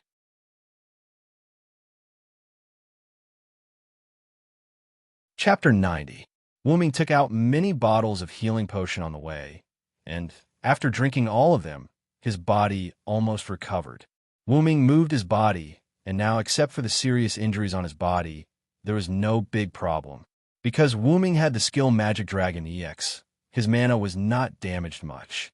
Wu-ming came to the place where Karna pointed, and everywhere he looked, there was a ruin. The entire Sky Garden fell to the ground and was almost completely shattered. Wu-ming released his mana and began to search for the masters who were controlled by Semiramis poison. Those masters before the Red Servant were not ordinary people, but one of the best magicians. Therefore, when Wu-ming arrived, those magicians still had signs of life that even Wu-ming almost didn't notice. When Wu-ming dug them out, their bodies were already badly mutilated. Wu-ming quickly took out 5 bottles of healing potion and gave them to each of them to drink. Yggdrasil was a game that transcended its time. Its degree of freedom was so high that it was unbelievable. But in this game, there was only one kind of item, and that was the health potion called Health Potion. There were no other medicinal items, such as Mana Potion, Detoxification Potion, and so on, so they could only rely on other rare items. Because of that, as the only health potion in the game, its performance was naturally needless to say. If it was placed in a noble artifact, it could be judged as a C-level item. Although Wu-ming once gave Astolfo the health potion very easily, it was not a small amount. When he first treated the androids, Wu-ming ordered everyone to take 1/3 of the health potion. That was to prevent the androids, who acted as a mana supply battery, from being infected by the bacteria in the air as soon as they came out of the incubator. Sieg was a good example.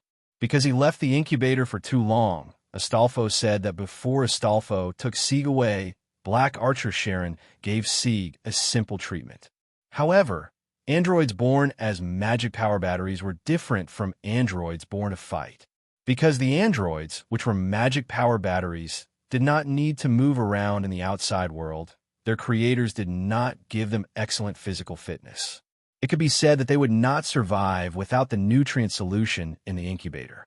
This was the racial flaw of the androids that were born as props. Although Sieg was saved by Wu-ming's potion at that time, Wu-ming did not have a way to solve his gene problem. After all, even if the game had a high degree of freedom, there were no items related to genes. The game was enjoyable, not a headache. Because of the transplanting of Siegfried's heart, Siegfried was strengthened by the dragon heart and eliminated the flaws of the androids. As for whether the heart would disappear or not, since Sieg was connected to the heart, the magic circuits were naturally connected as well. Sieg's heart was supported by Sieg's magic power, so it naturally wouldn't disappear. Over time, his heart would definitely fuse with Sieg's. The androids, who were fighting forces, were not much better. After all, they were weapons that could be thrown away after being used, and they participated in the battle as cannon fodder. The androids that were rescued had their physical fitness temporarily improved by Wu-ming's potion at that time. It was mainly thanks to Gould, the creator, who adjusted their physical condition later on, that they could live like ordinary people.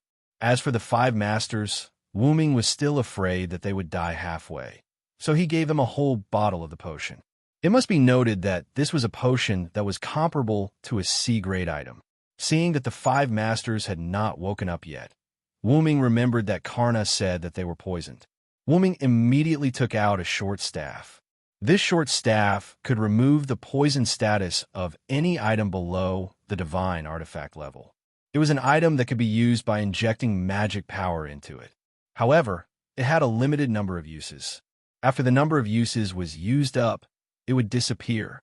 It was because Wu-ming was restricted by his class that Wu-ming took out this high-level item with restrictions. Moreover, Wu Ming speculated that the poison used by Semiramis was definitely not a high-level poison. Otherwise, these people would have died long ago. Detoxification. The short staff emitted a green light, enveloping the 5 unconscious people. After a few seconds, the short staff shattered and disappeared. Wu Ming looked at the short staff that disappeared in his hand and couldn't help but sigh. As expected of the poison used by Semiramis, the most ancient poisoner, it completely exhausted the short staff's number of uses. Although the level of this poison was not the highest, it still exhausted the detoxification short staff's number of uses. A few seconds later, the 5 people lying on the ground opened their eyes and sat up weakly. This place is... I remember the Holy Grail War is over. What happened to us? Everyone was full of doubts. Then Wu Ming spoke. Magicians, I am a servant of this Holy Grail War. This Holy Grail War is not over yet. You have now lost the qualification to be its master. As for what happened, you can find out in the future. This place will soon become the battlefield of a great war. After Wu Ming finished speaking, he turned into a spirit and disappeared. These magicians looked at the place where Wu Ming disappeared. They could see that the person just now was not an ordinary person, and they chose to believe in Wu Ming. They immediately struggled to stand up and walked in the direction that Wu Ming just pointed. After Wu Ming gave advice to the group of magicians, he went to the place where the Great Holy Grail was. Fortunately, this was a forest. If it fell into the city, it would be troublesome. Wu Ming thought. When Wu Ming arrived at the Great Holy Grail, he saw 2 groups of people facing each other. The Great Holy Grail was revealed from the ruins. It was a ball with a huge female sculpture inside. In front of the Great Holy Grail, 2 groups of people stood in front of the Great Holy Grail. On one side, there was Red Assassin Semiramis, Red Rider Achilles, Red Archer Atlanta, Red Caster Shakespeare, and Ruler Shiro Amakusa, who hurriedly came out because of the fall of the Sky Garden. On the other side, there was Red Saber Mordred, Lion Jieli, who was the master of Wu Ming and Mordred, Black Archer Sharon, Black Rider Astolfo, and Astolfo's master Sieg, Black Berserker Frankenstein, and Frankenstein's master Cowles, and finally, Ruler Joan of Arc, the referee of the Holy Grail War. In addition to the masters, when the servants saw the arrival of Wu Ming, Amakusa's people's faces changed slightly, while Joan of Arc's people were happy. Although it seemed that Joan of Arc's side had more people, in terms of heroic spirit strength, they were still stronger than Shiro Amakusa's party. If they really fought, the black side might not necessarily have an advantage, but now with Wu Ming, the situation was completely reversed. Only Wu Ming rushed over, which meant that Karna was defeated. A servant who could defeat Karna was better than Amakusa's side. Looking at Wu Ming's seemingly unscathed appearance, Shiro Amakusa couldn't help but frown. I didn't expect you to win against Lancer. You're not Sodric, are you? Villo, Knight of the Round Table? Shiro Amakusa said. After all, such a powerful holy sword of star. Even based on Semiramis' description, Shiro Amakusa was sure that it was the noble phantasm of the Knights of the Round Table, Villo. Wu Ming stood beside Joan of Arc, and his helmet began to disintegrate and attach to his shoulder. Then, Wu Ming looked at Joan of Arc and the others, who were in a sorry state but didn't suffer any injuries. Wu Ming first smiled at Joan of Arc, then looked at Shiro Amakusa. Then you've guessed wrong, Shiro Amakusa. I am indeed Sodric, but that's only because I'm also a Knight of the Round Table, Vero. This time, I'm only being summoned as Sodric.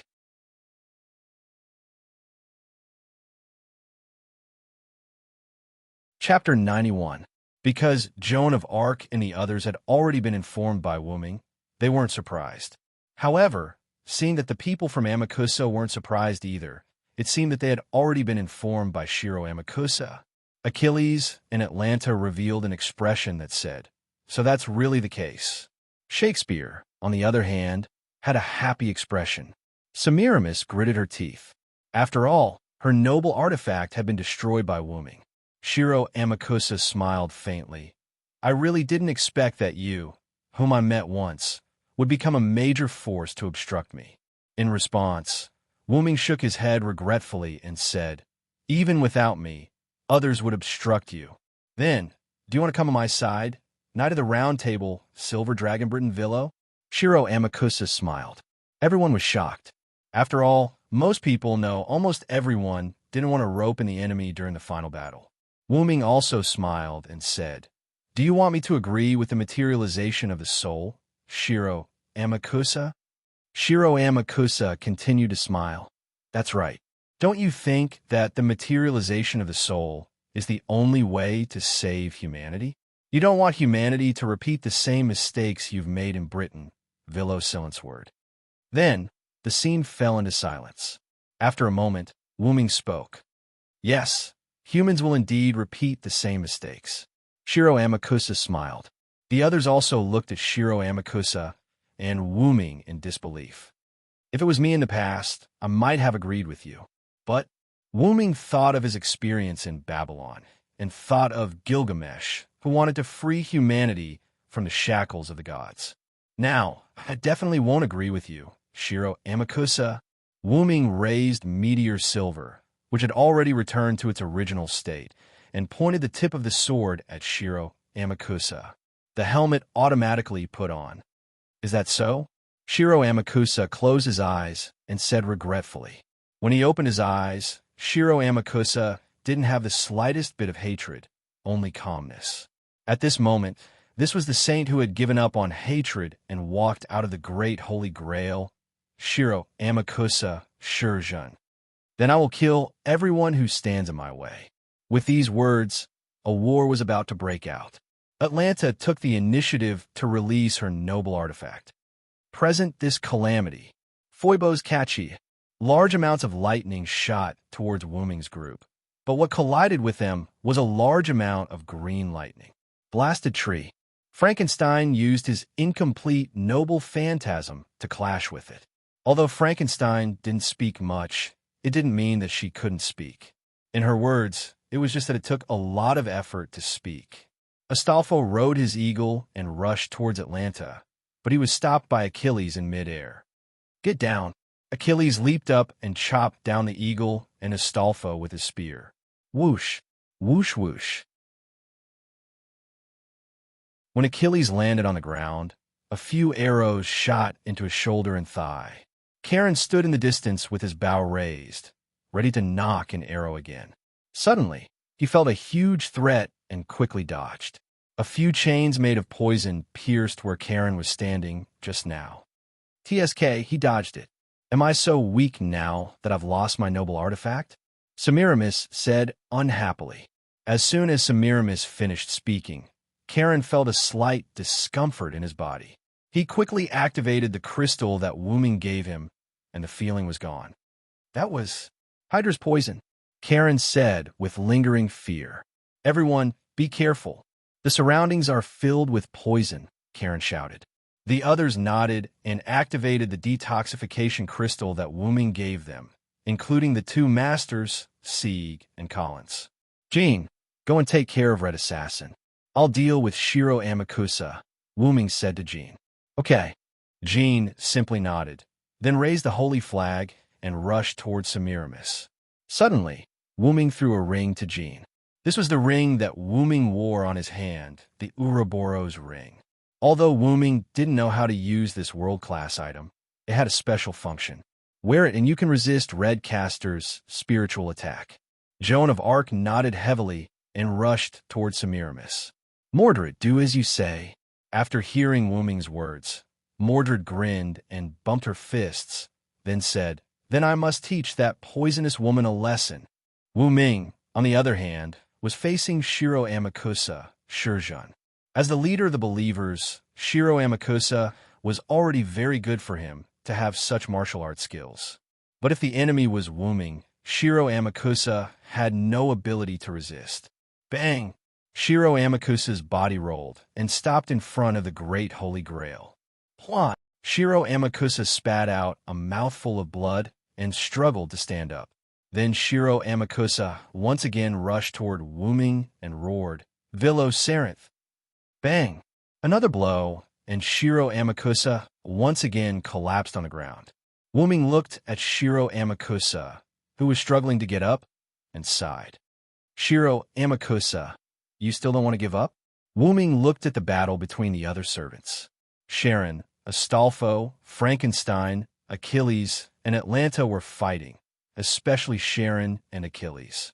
Because it was not a one-on-one battle, neither of them fought as a warrior, but as an archer and a rider.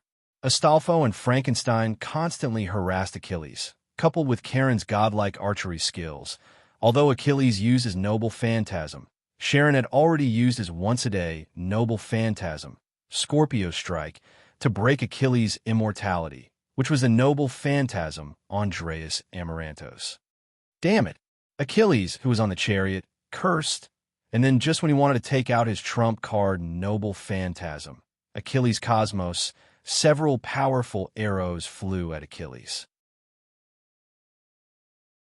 Because Atlanta was entangled by Frankenstein and Astolfo was constantly harassing them in the sky, Achilles could not take out his trump card. Do you think I'll let you take out that shield, Achilles? Sharon said to Achilles, and once again drew his bow. Sharon. Achilles was angry again, and he drove the chariot towards Sharon. But this time Astolfo seized the opportunity. Trap of Argalia. Astolfo rode the eagle and pierced the chariot's wheels with his spear, and the wheels were forcibly spiritualized. Achilles quickly jumped out of the chariot, and Atlanta just happened to avoid Frankenstein's attack and jumped to Achilles' side. At this moment, Astolfo, Frankenstein, and Sharon surrounded Achilles and Atlanta in a tripartite formation. On the other side, Joan of Arc and Mordred were fighting against Semiramis and Shakespeare. It seemed to be a 2v2, but it was actually a 2v1. After all, Shakespeare had no combat power at all. What the hell are you doing? Castor, where is your noble phantasm? Hurry up and use it. Semiramis was repelled by Joan of Arc and roared at Shakespeare. My noble phantasm doesn't work on Joan of Arc. Empress, you have to do your best. Shakespeare bowed to Shakespeare and said very elegantly. Joan of Arc looked at the Ouroboros on her hand, clenched it, and rushed towards Semiramis again. The special ability of the Ouroboros ring was the protection of the world. World's blessing. As the incarnation of the world devoured by the devourer of 9 luminaries' world, it has the blessing of a world. Although this statement was very vague, Wu-Ming knew that a tool transformed from a world was not that simple. At least it had resistance to mental attacks. Sure enough, the world's path had the power to resist mental attacks. Just when Semiramis was ready to resist Joan of Arc's attack, a voice broke through the air. Take this, poisonous woman.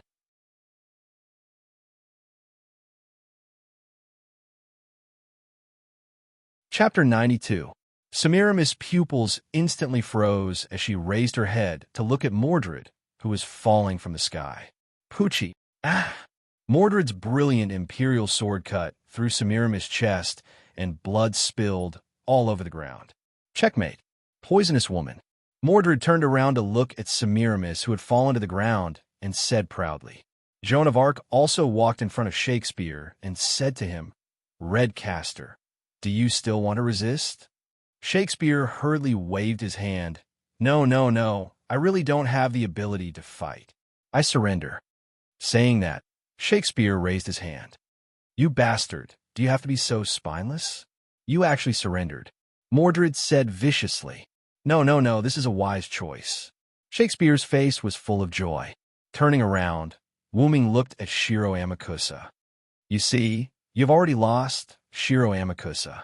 Shiro Amakusa, Shurjun, continued to stand up and slowly said, So what? Shiro Amakusa stared at Wu-Ming. You want to use failure to change my mind about saving humanity. 400 years ago, when we were slaughtered by the shogunate, I didn't retreat. How can death and failure make me change my mind about saving humanity? After a moment, Wu-Ming looked at Shiro Amakusa, who had calmed down a little. He took off his helmet and looked at Shiro Amakusa. You're not wrong, Shiro Amakusa. However, this is a war where the winner takes all. The loser will lose the opportunity to realize their dreams. After hearing Wu-Ming's words, Shiro Amakusa laughed again. What a pity, Villo the answered. The great Holy Grail has already been activated. As if to confirm Shiro Amakusa's words, the great holy grail behind him began to gradually glow and slowly sank into the ground. Originally, I wanted to use the space garden to move the great holy grail and spread the third law all over the world. However, now that the space garden has been destroyed, the great holy grail has coincidentally come into contact with the spirit vein. At this moment, it has already begun to use the spirit vein to spread the third law all over the world, realizing the materialization of all humans. My wish is about to come true, Shiro Amakusa said very calmly. Aren't you afraid that I'll destroy the great holy grail if you tell me all this now? Wuming wasn't in a hurry. Instead, he continued his conversation with Shiro Amakusa. In response, Shiro Amakusa shook his head and said, "You won't. Everyone who participated in the Holy Grail War has their own wishes. Even you, Villotharanst, are the same." Shiro Amakusa was right.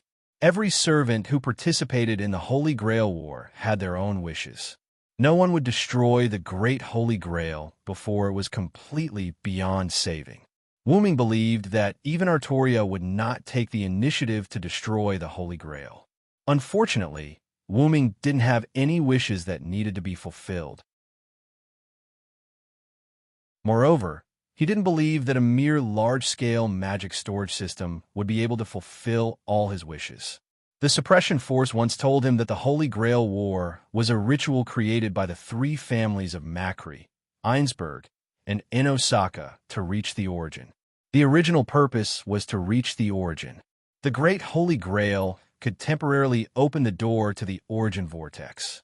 Through this door, the magician could directly reach the origin. Therefore, the matter of fulfilling all wishes was purely a rumor. Of course, some small wishes could still be fulfilled. After all, this was a magical power that could open the door to the origin vortex. Shiro Amakusa entered the Great Holy Grail system through his own noble phantasm. Through the incomplete third magic that came with the Great Holy Grail, Shiro Amakusa made a wish to save all of humanity, allowing the third magic to spread throughout the world. Is that so? But you won't see the end. Goodbye, Shiro Amakusa. You are a person worthy of respect. His hand rose, and his sword fell. With a smile on his face, Shiro Amakusa fell to the ground. The other servants of the red team began to leave because of the death of their master, Shiro Amakusa. Achilles and Atlanta looked at their bodies gradually disappearing and gave up resistance. Sharon, Astolfo, and Frankenstein also did not continue to attack. What a pity, One-E-San. Achilles smiled. Ah, that's right. It's a pity that we can't see the end, but the Great Holy Grail has been activated. It's just a matter of time. Atlanta said calmly without the slightest regret or rejoice. Then Achilles looked at Sharon. Sensei, this one-on-one duel was interrupted. Next time, we must determine the winner. Of course, Achilles. I look forward to the moment when you defeat me. The wind came, and Achilles and Atlanta disappeared into light. On the other side, Semiramis lay on the ground powerlessly, looking at the body of Shiro Amakusa. Master, I actually feel sad. What's wrong with me? The famous Empress of Assyria left the stage. Oh, this is really a wonderful comedy. I am very satisfied. Shakespeare wrote the script and disappeared into particles. At this point, the red team servants of the Great Holy Grail left except for Mordred. So what about the Great Holy Grail? It seems that it can't be stopped. Astolfo stood beside Sieg. Sieg, Cowles, and Leo were unable to get involved in the battle of servants as humans, so they were slightly away from the battlefield before the start. Do we really have to destroy this? That's such a pity, Mordred grumbled. It seems that this is the only way. Jean said carefully. After all, not every servant would sacrifice their wish for humans. Wuming looked at the several servants present. Sharon, Astolfo, Frankenstein, Mordred, and Jean. In addition to himself and Jean, there were 5 servants. Sharon was the first to speak. I choose to give up. Instead of restoring my immortal body, it's better to choose to save humans. I also give up. Anyway, I don't have any important wish. It doesn't matter. This is also for Master. Astolfo smiled and then looked at Sieg. I don't need the Holy Grail. My people have been saved. I think Sodric again. No, Mr. Villo. Sieg bowed to Wuming. You don't have to do this, Sieg. This is also my agreement with Sieg. Wuming waved his hand, indicating that Sieg didn't need to do this. Hoo-hoo-hoo. Frankenstein also shook his head. Although he didn't know why Frankenstein didn't hesitate, perhaps Cowles had already prepared himself mentally in advance. I also give up. We will solve the matter of our Hugo Marinia family. Cowles said firmly. I don't need the Holy Grail. I have found my real wish. This time, let's forget about it. Mordred laughed. Leo was a little surprised and then fell in a deep thought. Then Leo opened his mouth. Then I will also give up. Mordred smiled knowingly and looked at Leo Jelly. Leo Jelly also smiled knowingly and bumped their fists. In that case, Master, use all the command seals to support me. I'm going to change my class. Everyone was surprised. You're tuning into the Warrior Lore YouTube channel. Don't forget to subscribe and join us on this journey to catch the most captivating stories.